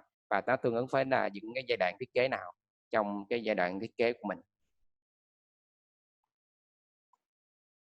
Cool. So the last bit, I guess, that we were going to run through was the standards, methods, and procedures. So from a project owner, project management board, so these may have been written into the information requirements. So a project owner specific naming standard or classification system or specific information exchange formats that are required by the project owner. So from a bidder perspective, you want to check that they've included this approach in their execution plan, or if they've proposed new or alternative standards, methods, procedures, so that you can, I guess, review the differences. So they might have proposed a change to the classification system for a specific purpose, or defined an internal sort of design review procedure. And the role of the project manager would be to just check that those standards still align with their requirements. Rồi tiếp theo một cái cũng rất là quan trọng trong cái việc thiết lập cái kế hoạch thực hiện BIM thì đó là tiêu chỉnh phương pháp và quy trình. Thì đó ở đây thì ngay từ bên phía ban quản lý dự án hoặc là bên chủ đầu tư cũng dĩ họ sẽ có một cái những cái tiêu chuẩn thiết lập ở mức độ theo tổ chức theo đơn vị công ty hoặc là theo tổ chức.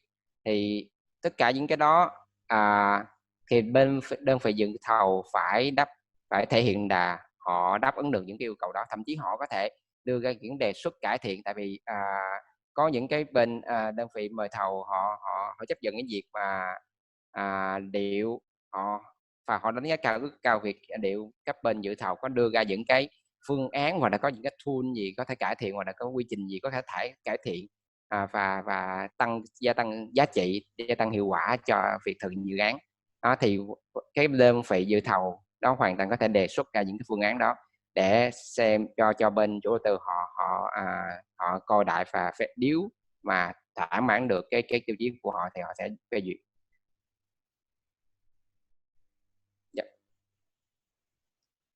Take myself off mute. Yeah, so that's the main contents of the BIM execution plan. Like I said, we're developing some templates that we're going to share with industry to help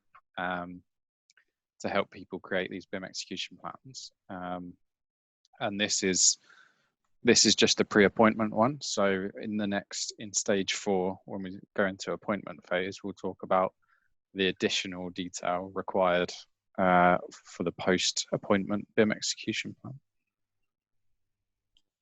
Thì đây là cái kế hoạch thực hiện BIM ở giai đoạn giai đoạn mà dự thầu.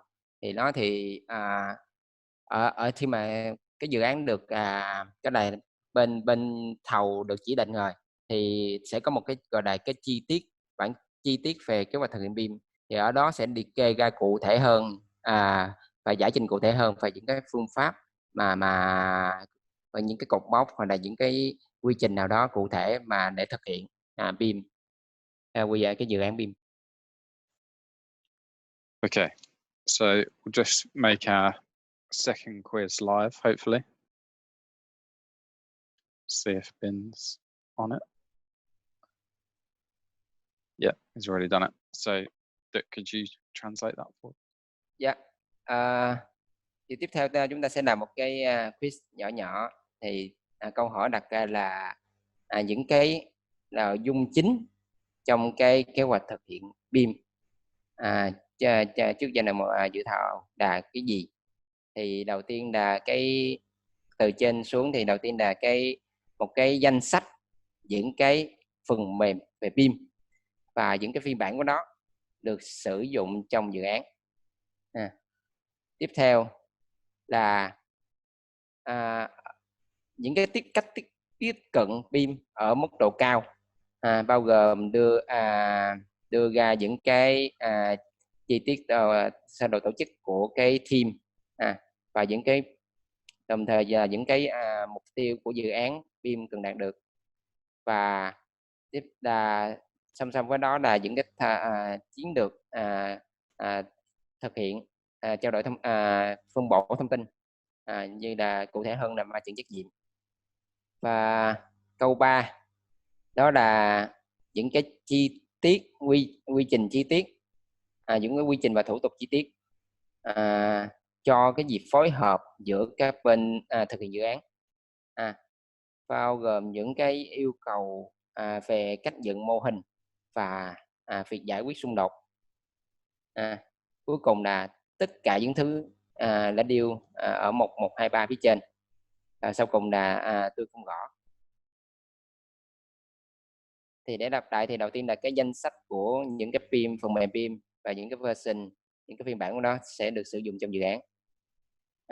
Câu 2 là những cái cách tiếp cận BIM ở mức độ cao, bao gồm đề xuất ra những cái sơ đồ tổ chức, những cái mục tiêu của BIM và những cái chiến lược phân bổ thông tin, và cụ thể hơn là ma trận trách nhiệm.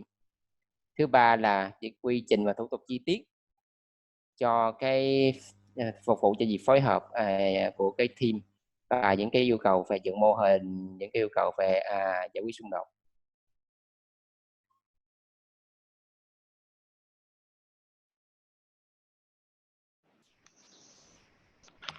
Anh chị và các bạn có thể vào điền câu hỏi này để chúng ta xem, kiểm tra xem là chúng ta có nhớ những cái nội dung mà Phiêu vừa trình bày không ạ?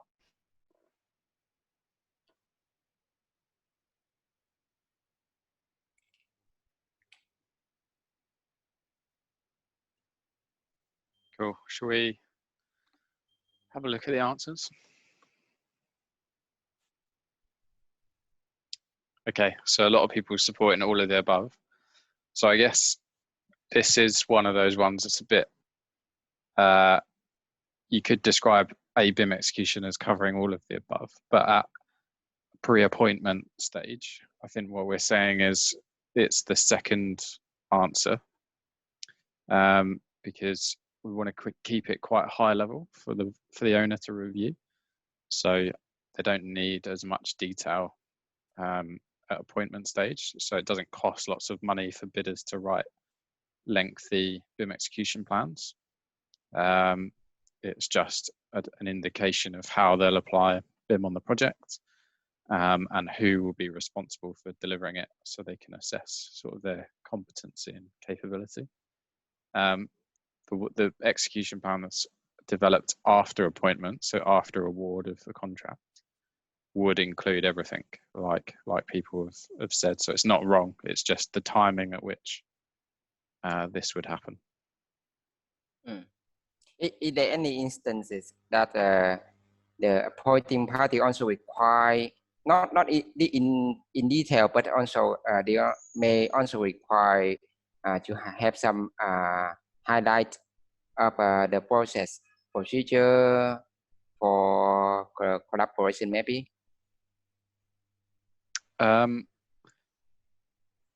Potentially. I know a lot of people do write it in, like suppliers do tend to write more than they need to. Yeah, I think it depends on the appointing party side. Yeah. But the key things that need evaluating at bid stage are the delivery team competency, and then they're just the roles and responsibilities. So yeah, for us, or for me, I think that's all an owner would need at bid stage, and then after contract award, then you can add all the other detail. Thì cái câu trả lời đúng nhất ha, thì ở đây là cái câu số 2, thì ở mức độ mình liệt kê ra những cái mức cách tiếp cận về BIM ở mức độ cao, và đề xuất ra những cái sơ đồ tổ chức, rồi cái mục tiêu của BIM, rồi những cái mà chịu trách nhiệm. Ở cái giai đoạn mà dự thầu này thì ở cái kế hoạch thực hiện BIM là thể hiện mức độ dự đó là vừa đủ cho việc đánh giá cái năng lực và sự gọi là sự đáp ứng của cái bên dự thầu để đáp ứng và thực hiện được cái dự án BIM.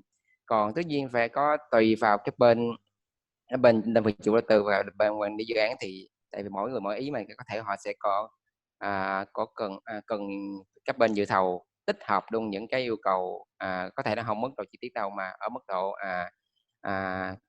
chung chung về những cái quy trình mà họ có thể sau này sẽ sử dụng đó, thì vẫn có. Thành ra là có nó với những bạn các anh chị các bạn trả lời câu on up doable thì cũng có thể là chưa không phải là sai lắm, nhưng mà ý Phil muốn nhấn mạnh ở đây là ở cái giai đoạn này thì tại vì BIM là mình thực hiện không có, mình hạn chế việc thực hiện hoặc là sản xuất ra những cái thông tin dư thừa và tốn công tốn sức này nọ, thì ở cái mức độ ở cái giai đoạn này thì ở câu trả lời câu 2 là vừa đủ và hợp lý, nên là câu cuối cùng trả lời cuối cùng sẽ là câu 2. Yep. Okay, should we go next question? Thanks.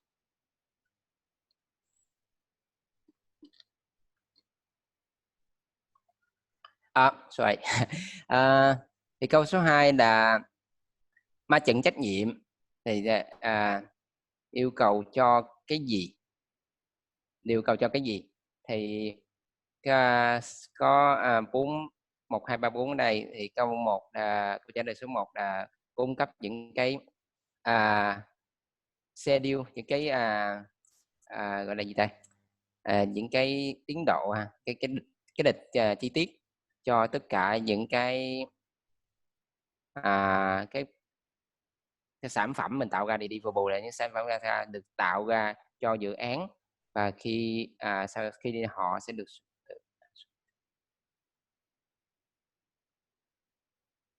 ok. Ở đây là câu 1 là đưa ra những cái kế hoạch chi tiết hay những lịch trình chi tiết cho việc tạo ra những cái sản phẩm mô hình. Những sản phẩm này có thể những sản phẩm mô hình, những cái sản phẩm về bản vẽ này nọ, tất cả những cái sản phẩm, thông tin sản phẩm mà mình sẽ tạo ra, và họ khi nào họ sẽ được, cái này hình như bị thiếu, khi nào họ sẽ được gửi cho bên chủ đầu tư. Câu thứ 2 sẽ là cung cấp những cái lịch trình ở mức độ cao, thể hiện vai trò và trách nhiệm của từng cái đơn vị thực hiện dự án cho những cái come back. Cho việc thực hiện những cái BIM model và những cái sản phẩm của dự án.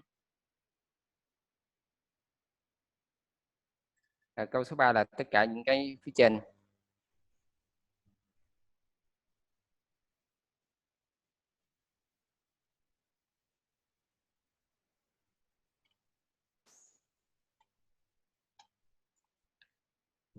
Just conscious of time, so should we? Yeah, sorry. Just want to get back because there's one person, yeah, just posting.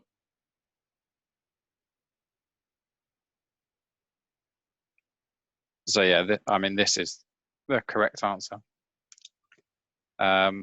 So there's another kind of document that's produced after appointment, which is the information delivery plan, or master information delivery plan, which would list out every deliverable in a detailed schedule. So that might be all the drawings and all the models and reports that are produced on a project, and when they'll be submitted. So that's what the top answer is referring to. I think at bid stage, it's just the higher level schedule like we showed earlier, that just shows general roles and responsibilities across the delivery team.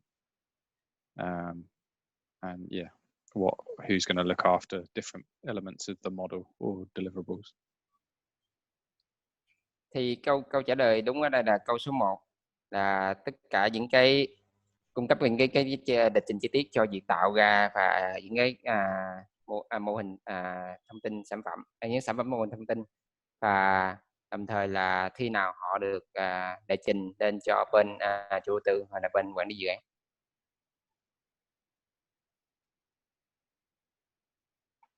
Okay, final question.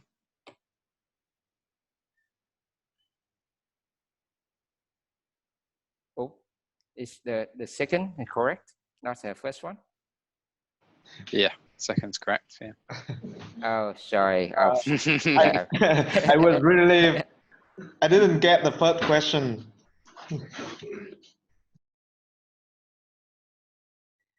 So thì đến chính cái anh chị các bạn xíu thì nói câu trả lời số 2 là thể hiện cái lịch trình chi tiết cho việc thiết lập lên cái we can come back a little bit. Yeah, ở mức độ cái lịch trình hả? Lịch trình thể hiện cái vai trò trách nhiệm của mỗi cái đơn vị tư vấn. Cái này dịch sao vậy mình hơi đúng củng ha. Tức là nó chỉ là một cái bảng, trong đó thì có các cái thông tin tổng quan về vai trò và trách nhiệm của mỗi một cái nhóm nhiệm vụ, ví dụ như là nhóm về kết cấu kiến trúc hay là cơ điện nước cho các cái thành phần của mô hình hoặc là các cái sản phẩm.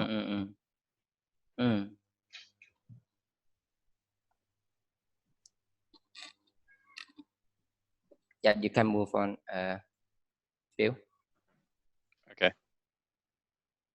So final question for today. Câu cuối cùng cho ngày hôm nay tại sao những cái tiêu chuẩn, phương pháp và quy trình lại quan trọng? Thì câu 1 là nó thiết lập lên những cái cách chung để làm việc chung với nhau cho tất cả các đơn vị thực hiện dự án. Thứ hai là nó như là một cái hướng dẫn làm cách nào để và một cái tham chiếu, tài liệu tham chiếu để mà cho tất cả những bất kỳ thành viên dự án nào đó có cái trách nhiệm tạo lên và chia sẻ quản lý thông tin đó. Thứ ba là định nghĩa lên những cái quy trình chi tiết cho việc trao đổi thông tin và cho việc review cái thiết kế, xem lại cái thiết kế và duyệt thiết kế. Cuối cùng là bao gồm tất cả những cái trên. Thứ tư là bao gồm tất cả trên, cuối cùng là không biết.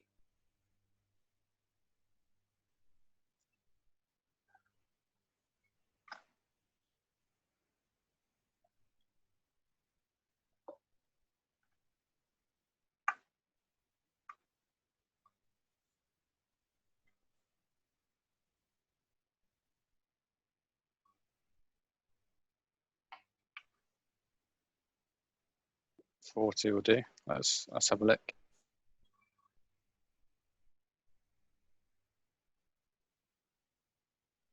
Yeah, that's right. So all of the above. Yeah, it's correct for this one. Câu tất cả bao gồm tất cả những cái trên là đúng. Good. Some people nail it, so that's good. Okay, let's jump back to the slides.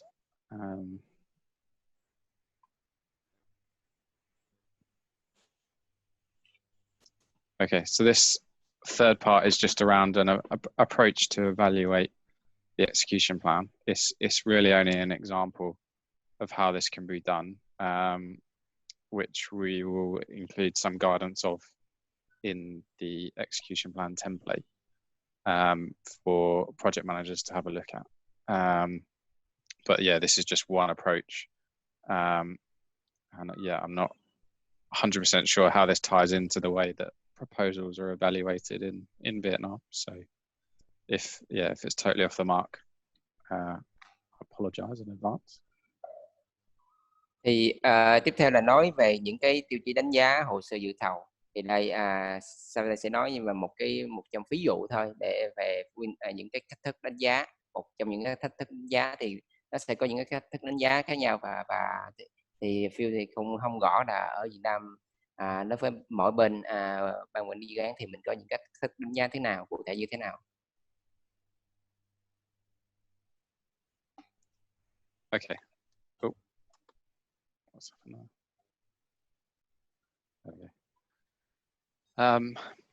So one of the things that we're looking at producing is a checklist to help project managers sort of go through the document. But really, these are some of the key things that project owners should look out for. So first thing around the completeness of the execution plan. So has it been sort of fully populated? Are there any like clear gaps in their understanding, or just missing sections of the BIM execution plan template? Compliance with the EIR. So I think we've already talked about this, but have the goals and objectives of the owner been reflected in the BIM execution plan? Are there any additional ones or ones that have been omitted? So are there any sort of specific exclusions or changes? Has the bidder actually provided that responsibility matrix in his response or in their response? And then the final thing around capability. So have BIM roles and responsibilities been assigned to the delivery team? And then do those individuals have the necessary experience to deliver the project? Thì đây là một cái checklist, danh sách kiểm tra, xem các bên dự thầu họ đã cung cấp đầy đủ cái tài liệu hoặc là những cái thông tin như yêu cầu của cái hồ sơ mời dự thầu chưa. Thì nó đơn giản là chỉ là một những cái câu hỏi mà mình có cái bên chủ đầu tư hoặc là bên quản lý dự án có thể đánh stick và yes no. Nếu mà đáp ứng thì tất cả những cái tiêu chí đây thì họ coi như là cái hồ sơ đó là đủ tiêu chuẩn để được xem xét. Thì nó sẽ bao gồm như đơn cử như là xem là cái việc cái tài liệu nguyên tắc thực hiện kế hoạch thực hiện BIM đã được thực hiện chưa, thì nó có đưa ra những thông tin phù hợp, hoặc là có những cái câu hỏi nào mà bên chủ đầu tư và ban quản lý dự án phải trả lời hay không. Thì thứ hai là xem nó có tuân thủ những cái tài liệu yêu cầu trao đổi thông tin của chủ đầu tư đưa ra chưa. Thì những cái yêu cầu đó có khớp trong tài liệu chưa, có những cái loại trừ nào và thay đổi nào đề xuất của các bên dự thầu đối với cái tài liệu đó hay không. Thì bên dự thầu đã thực hiện đầy đủ các cung cấp cho một cái ma trường trách nhiệm gia đủ cấp cao đầy đủ chưa. Rồi những cái vai trò cá nhân trong thì họ có đủ kinh nghiệm và năng lực để thực hiện việc quản lý thông tin dự án không. Họ có đủ các bên dự thầu đã chỉ định cụ thể thành viên và vai trò của họ trong cái hồ sơ lập về cho bên chủ đầu tư và quản lý dự án chưa.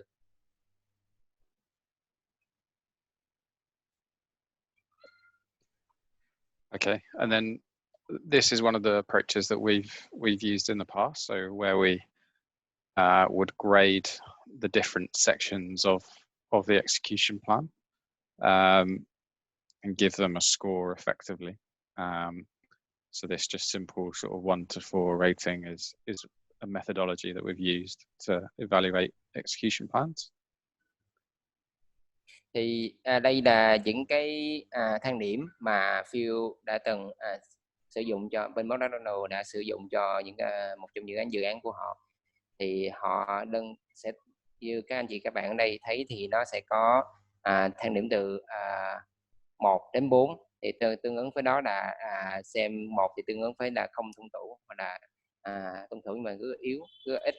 Rồi hoặc là có những cái điểm 2 tương ứng với là tuân thủ nhưng mà vẫn còn điểm yếu phụ.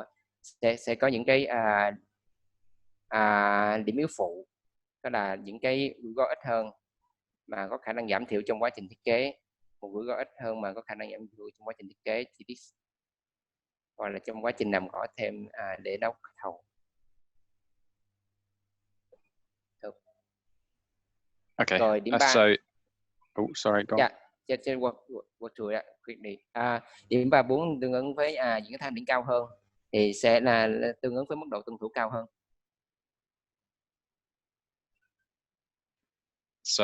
So the key benefit of doing this, for if you've got more than one bid that you're evaluating, and they're all using the same BIM execution plan template, is that you can basically compare each other's the scores between different suppliers. So you get a comparative score for each supplier. Yeah, that just helps you compare. So ignore all these flashing colors. Thì bằng cách thiết lập thang điểm như vậy thì mình sẽ so sánh một cách trực quan các năng lực giữa các bên dự thầu. So this is just an example output of doing that. So we'll include this kind of spreadsheet model. It's pretty simple in the templates, and then you can compare different suppliers, as I was saying, for each section of the BIM execution plan. Thì đây là một cái ví dụ thì tương ứng với việc đánh giá giữa bên dự thầu A và bên dự thầu B, mình có thể ra được thang điểm, và dựa từ đó từ những cái thang điểm và trọng số của từng phần mà mình tin rằng nó quan trọng hơn, thì mình sẽ đánh giá tổng số sẽ ra được tổng số điểm.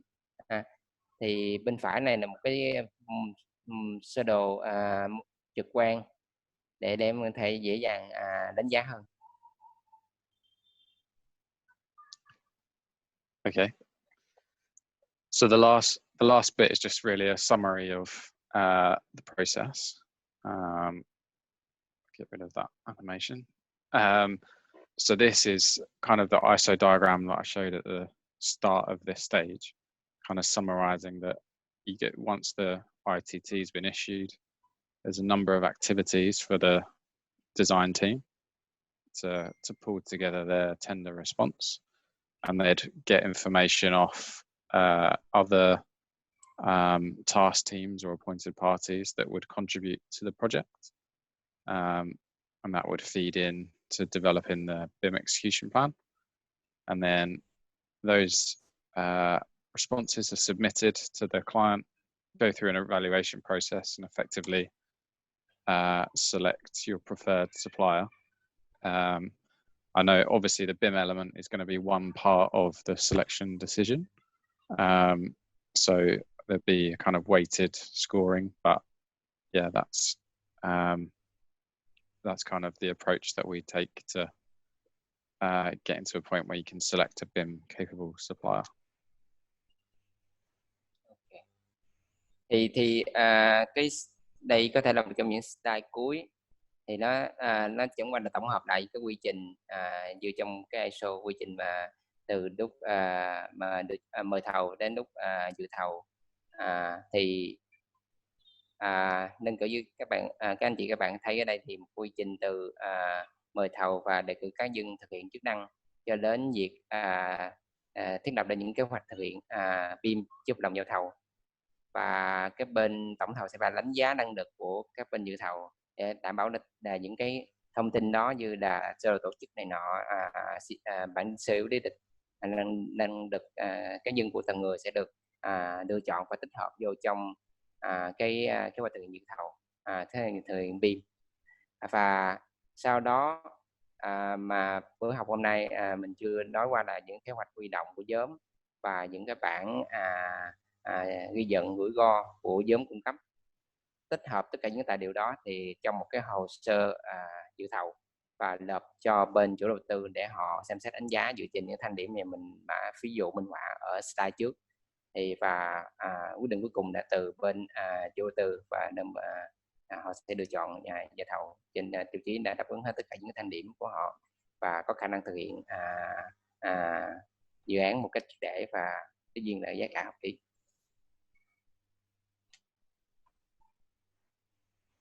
Yep. Okay, so that kind of covers off stage 3, the tender response stage. I haven't flicked over to Slido to see if there's any questions. We've got about 10 minutes left. Thì ta còn khoảng 10 phút thì chắc là xem các anh chị các bạn có câu hỏi gì thì xin vui lòng post lên Slido. Thì Phil sẽ cố gắng trả lời càng nhiều càng tốt. So these are some of the questions that I think have been posted.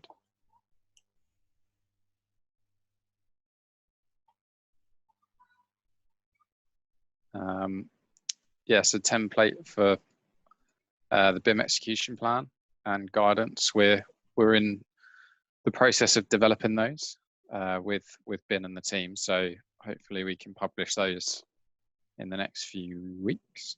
I hope.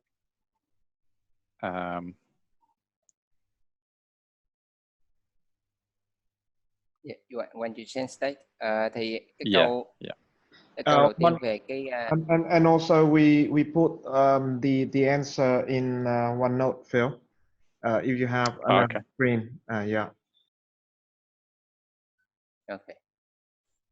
Thì Phil trả lời cái câu đầu tiên là những cái gọi là cái template, những cái biểu mẫu này nọ thì sẽ là đang được bên Mod McDonald và bên ban tổ chức, bên anh Bình rồi bên ban chỉ đạo BIM đang thực hiện.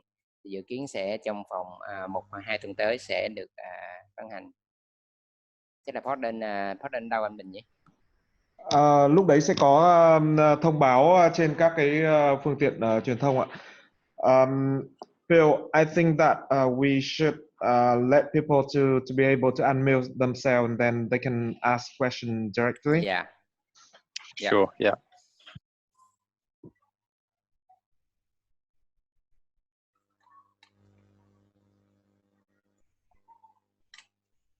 Bây giờ là đến giai đoạn mà giao lưu câu hỏi thì mời anh chị và các bạn có thể là giao lưu câu hỏi để ban tổ chức có thể trao đổi với lại diễn giả. Ngoài ra thì có một số cái câu hỏi để anh chị các bạn có thể điền. Phil, we have 3 questions about demographic. Could you?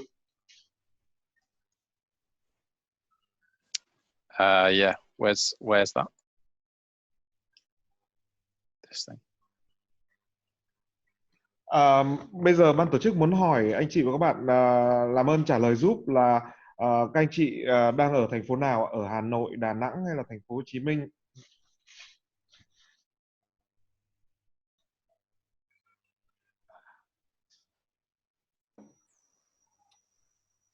Good stuff.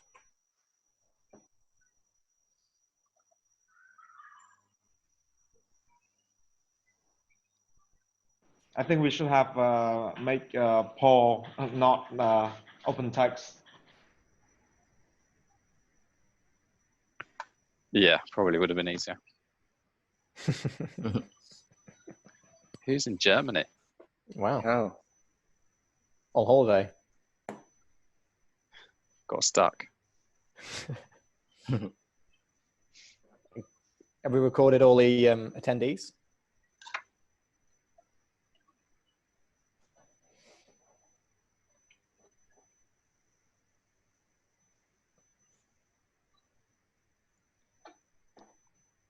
Japan as well. Nice.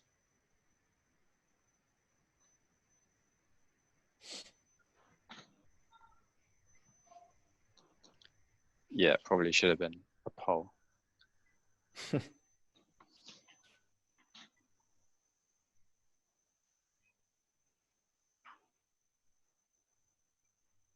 So should we move on to next question? Yeah.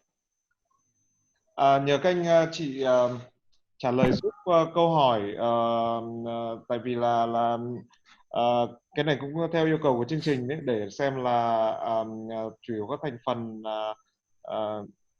là như thế nào. Thì đề nghị các anh chị trả lời giúp ạ.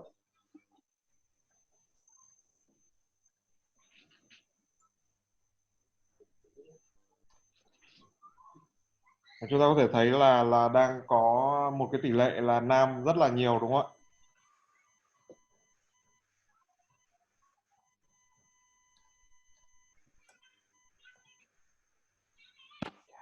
Anh chị các bạn có thể trả lời thêm được không ạ?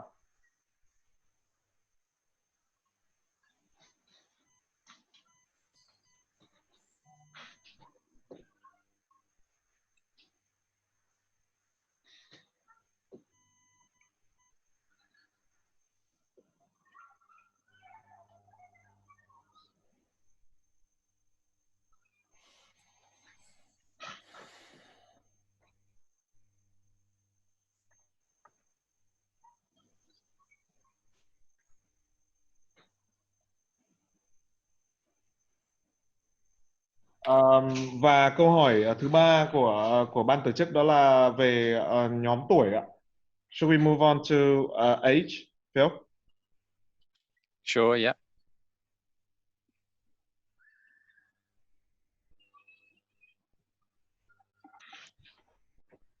I guess just so everyone's aware, so we're trying to capture this data for the GIP program. So it's one of the key sustainability goals that's part of the program, is to look at gender and social inclusion.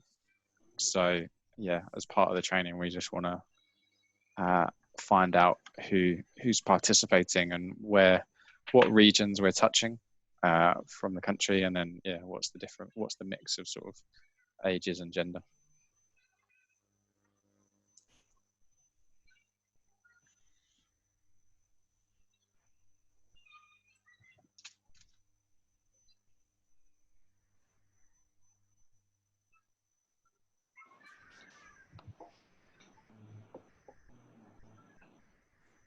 Ngoài ra thì ban tổ chức có gửi một cái form ở trên cái phần chat đấy ạ.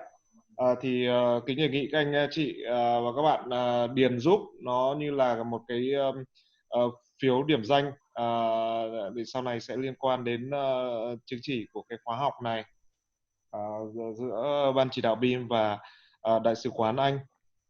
Thì nhờ các anh chị điền giúp vào cái form mà vừa gửi ở trong cái phần chat đấy ạ. I'm gonna show my screen real quick to talk about the assessment, the evaluation form. Yeah.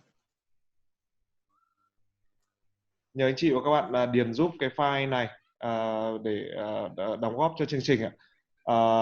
Và bây giờ chúng ta sẽ quay trở lại phần hỏi đáp.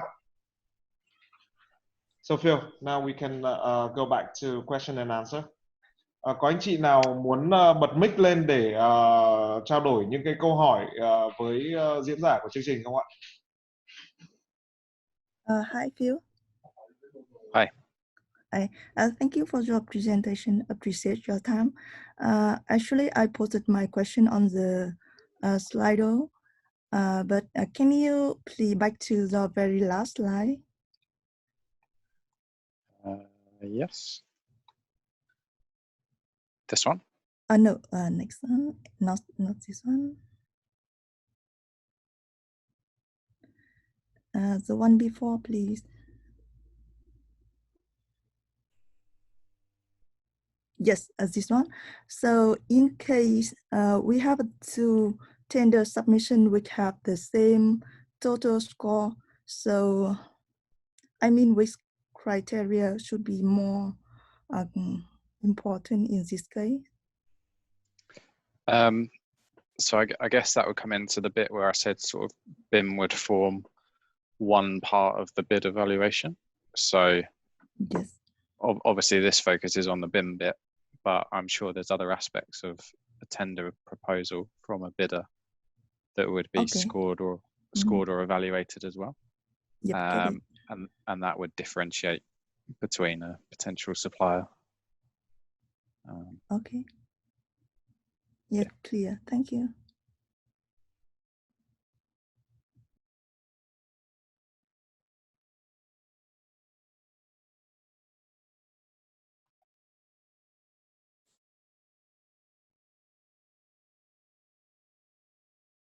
Is there anyone else that wants to raise a question?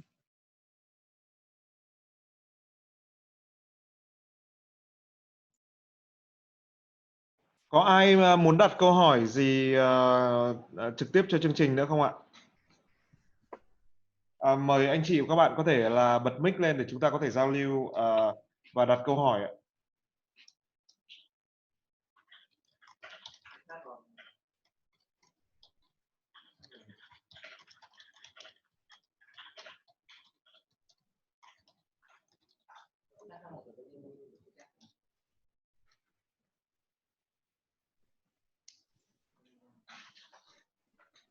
Như ở đây có anh Hoàng, anh cũng có câu hỏi là công ty tôi có nhu cầu đào tạo BIM cho cán bộ công nhân viên, thì ban chỉ đạo BIM có danh sách các cái trung tâm được công nhận hay không? Thì em cũng đã trả lời ở trên Slido trong cái phần reply.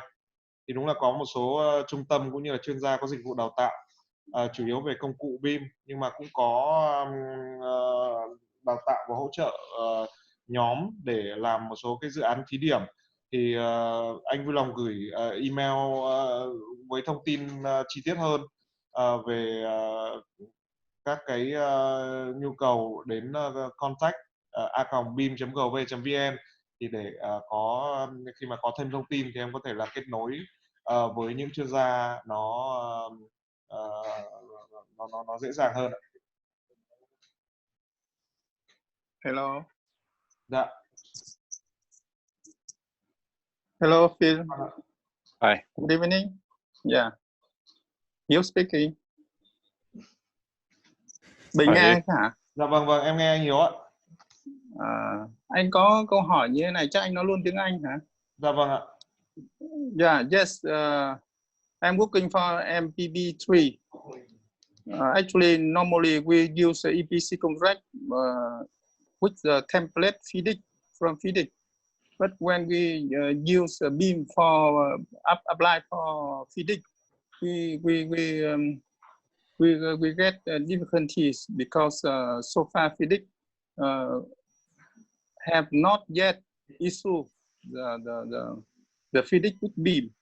What can you advise for us to use this FIDIC with BIM? Thank you. Yeah.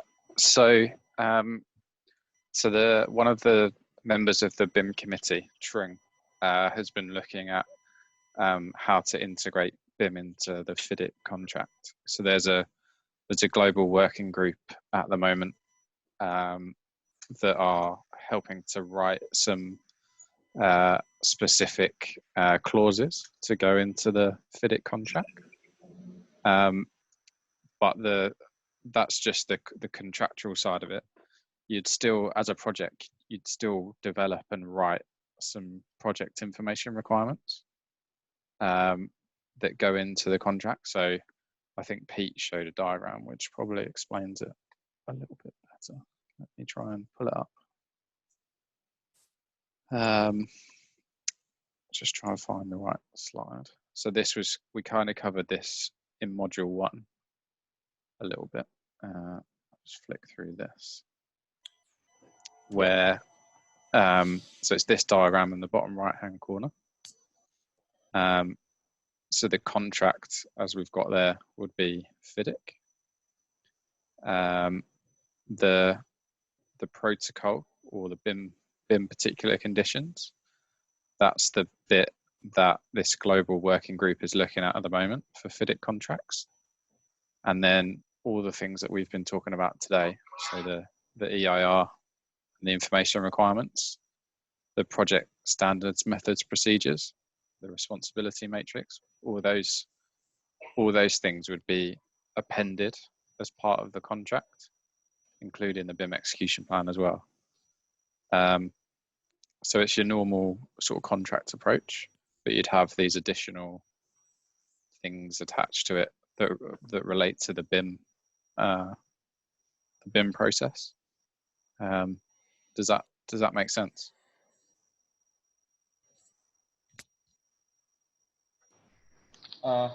Anh Hiếu ơi, có cần Thôi được rồi, anh cũng hiểu ý của ông. Tất nhiên cái này nó chỉ dạng guideline chút thì cái hướng thôi, chứ còn thực ra đi sâu vào trong đó thì nó cũng có nhiều cái rắc rối.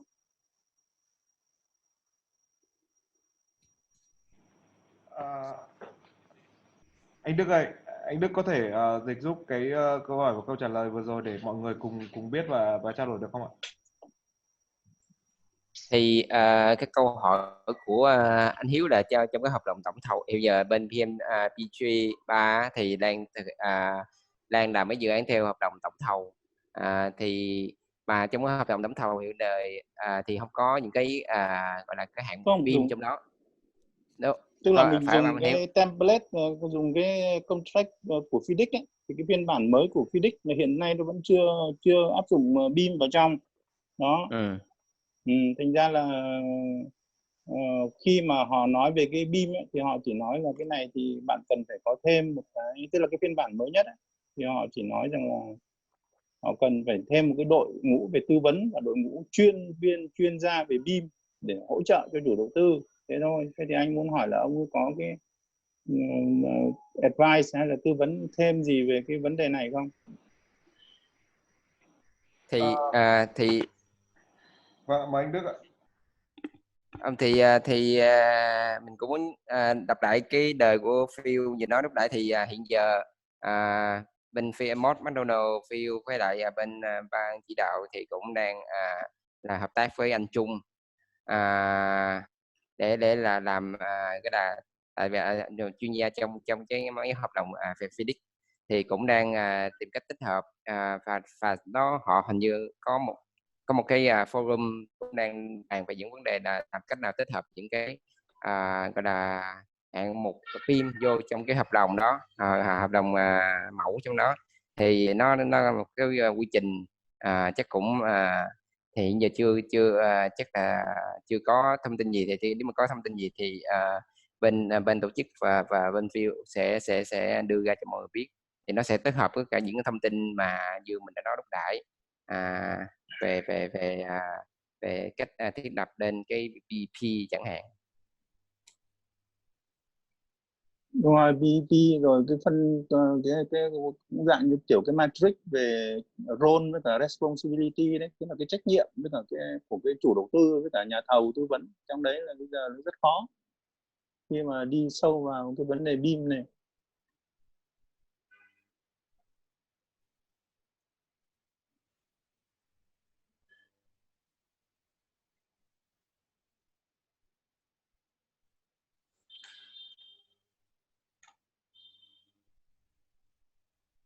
Hopefully that answered your question.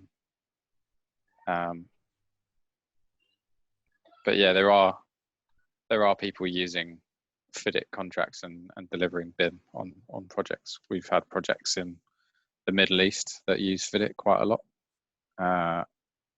and yeah, they're BIM projects as well.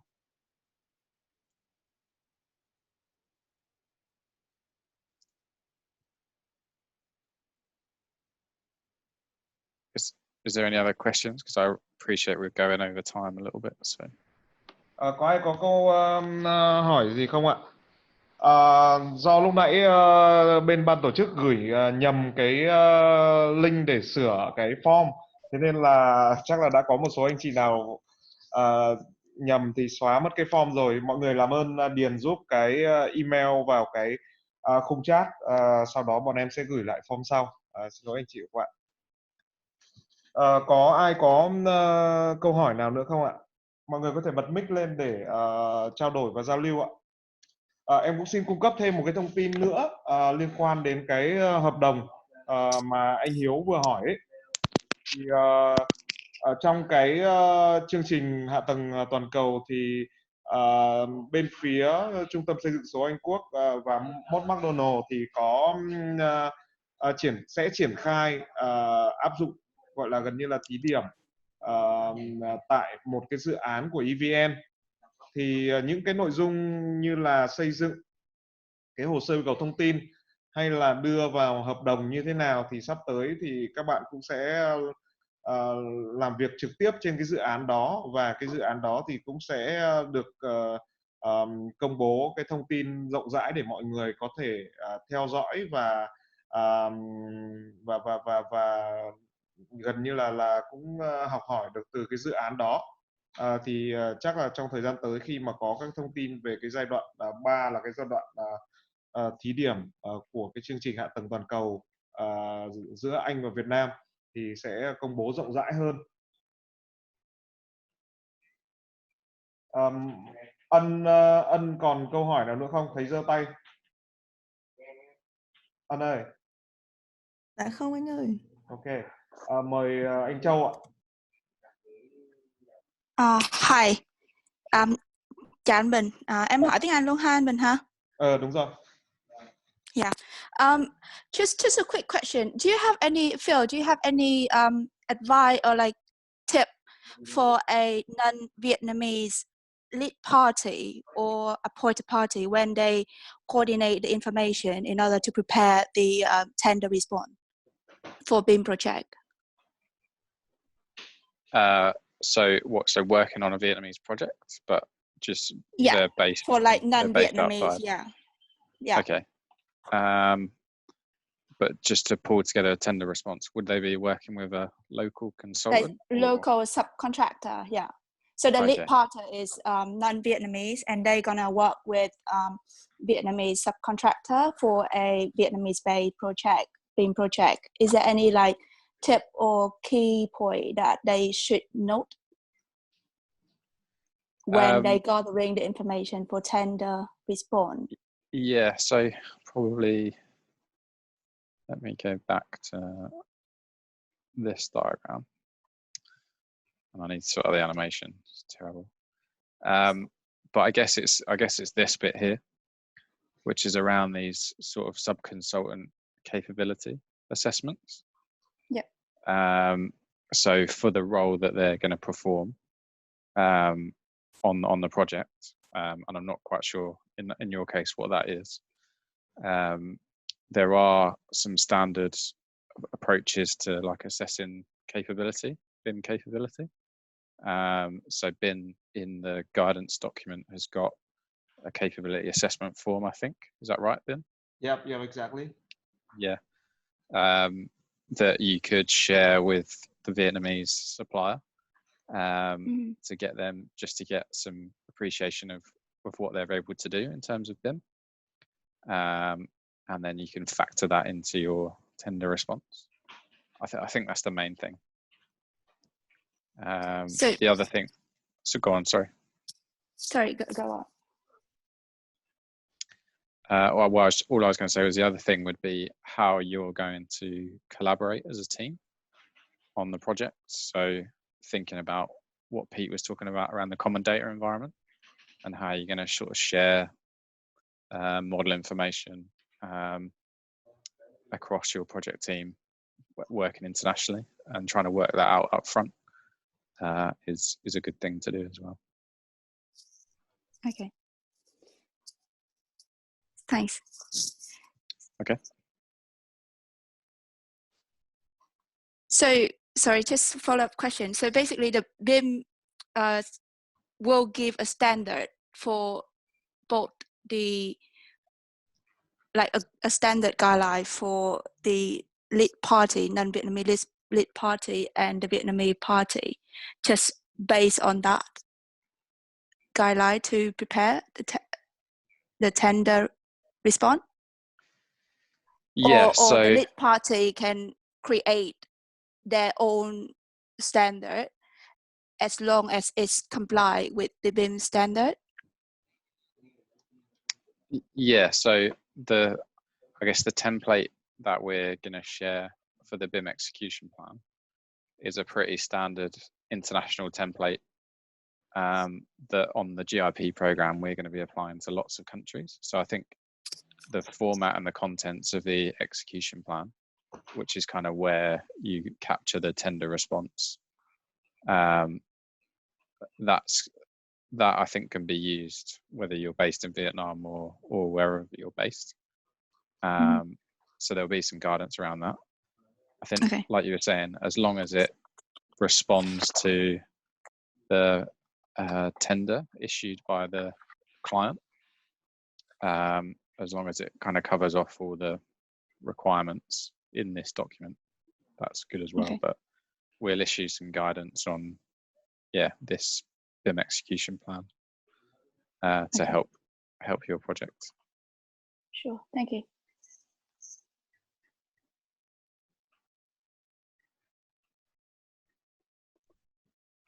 Cool. Anything else? Có ai có câu hỏi gì nữa không ạ? Nếu mà so do you want to cover some of the question in Slido? Maybe 2 more questions because we've gone over time a little bit. Yeah, it's gonna be like midnight your time, isn't it? No, it's only 10:15. I'm joking.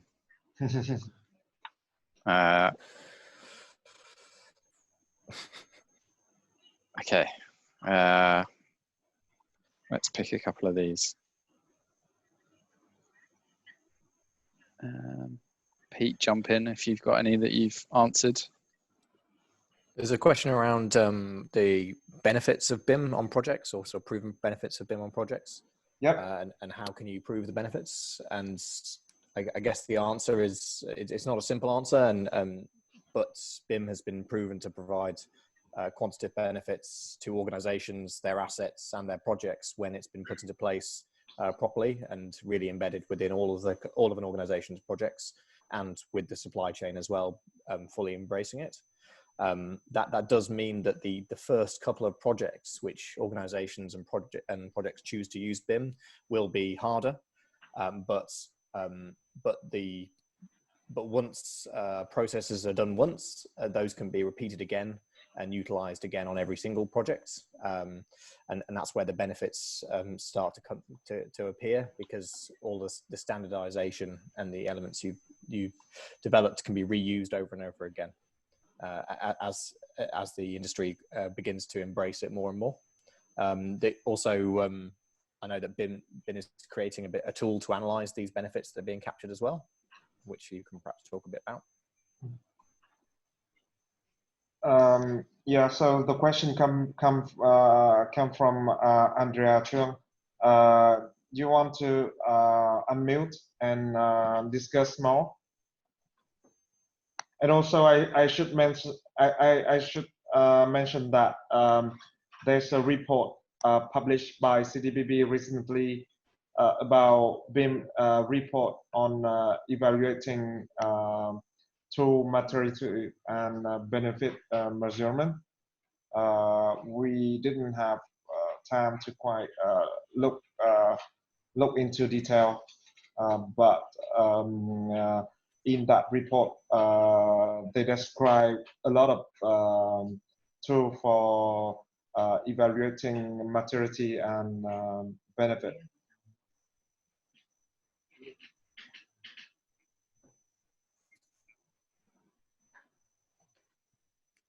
Any others you want to pick up on, Pete?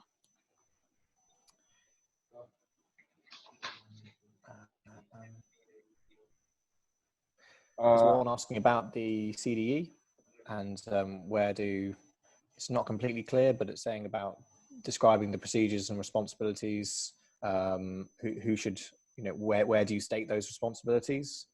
And I guess the answer really is to put the responsibilities of each team, but also each key team member within the project's documentation, whether it's been stated by the client in the information requirements documents like the PIR or the EIR, or if they're not stated in there, they should be stated in the BIM execution plans by the supply team, who can state what the requirements that they're going to provide are going to be. Because sometimes if a client's not going to host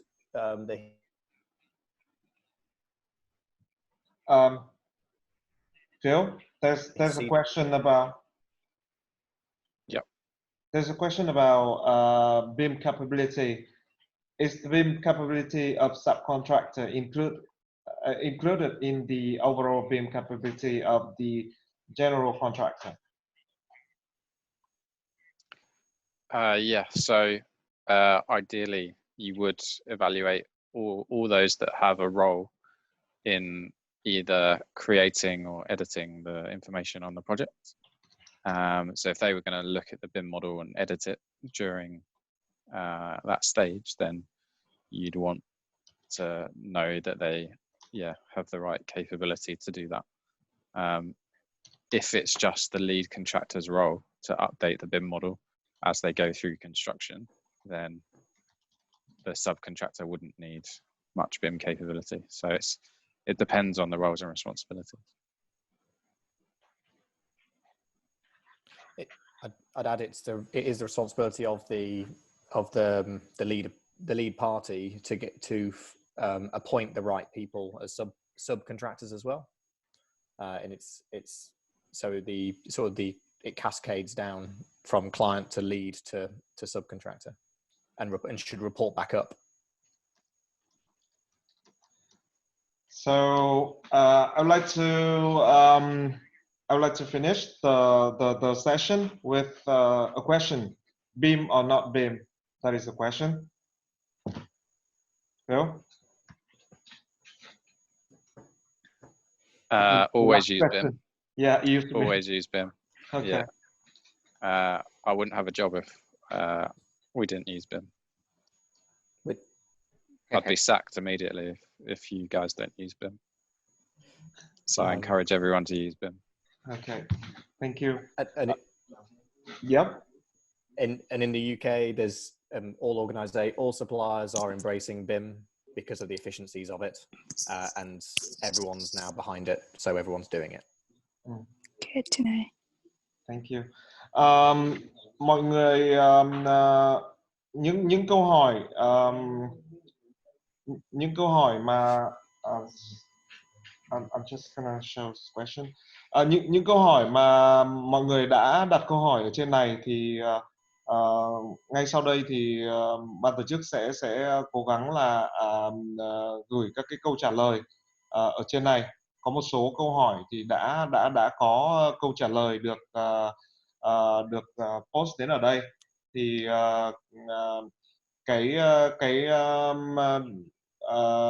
link Slido của sự kiện này nó sẽ active cho đến hết cuối tuần này, nên là kể cả sau sự kiện, nếu mà anh chị và các bạn nào mà còn câu hỏi thì là vui lòng cứ đặt câu hỏi ở trên Slido này.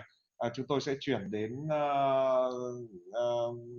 các giảng viên để các giảng viên có thể trả lời, và video của sự kiện sẽ được upload lên cái trang của trang thông tin của ban chỉ đạo cũng như là trang e-learning để anh chị và các bạn có thể xem lại, và khi mà xem lại nếu còn câu hỏi nữa thì anh chị và các bạn vui lòng cứ đặt câu hỏi ở trên này hoặc là email về cho chúng tôi tại địa chỉ là contact@bim.gov.vn.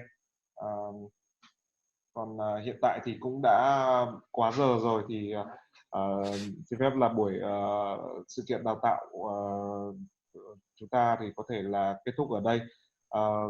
Sau ngày hôm nay thì chúng tôi sẽ gửi email về cái đường link đánh giá đến anh chị và các bạn, tại vì là hôm nay thì hiện tại thì cái form đấy nó đang bị lỗi nên là chưa gửi được. So Phil, you want to Phil and Pete, you want to say anything? Yeah, just thanks for everyone who's attended and stayed up late to join this presentation. It's really appreciated, and I hope you all found it useful. Yeah, thank you very much, and we'll let you know when the next stage is being delivered. It's next Thursday. Sorry, friend. Bye. Exactly. Yeah. Great. Well, thank you. Thank you, guys. Thanks, everyone. Yep. Cảm ơn anh chị và các bạn rất nhiều ạ.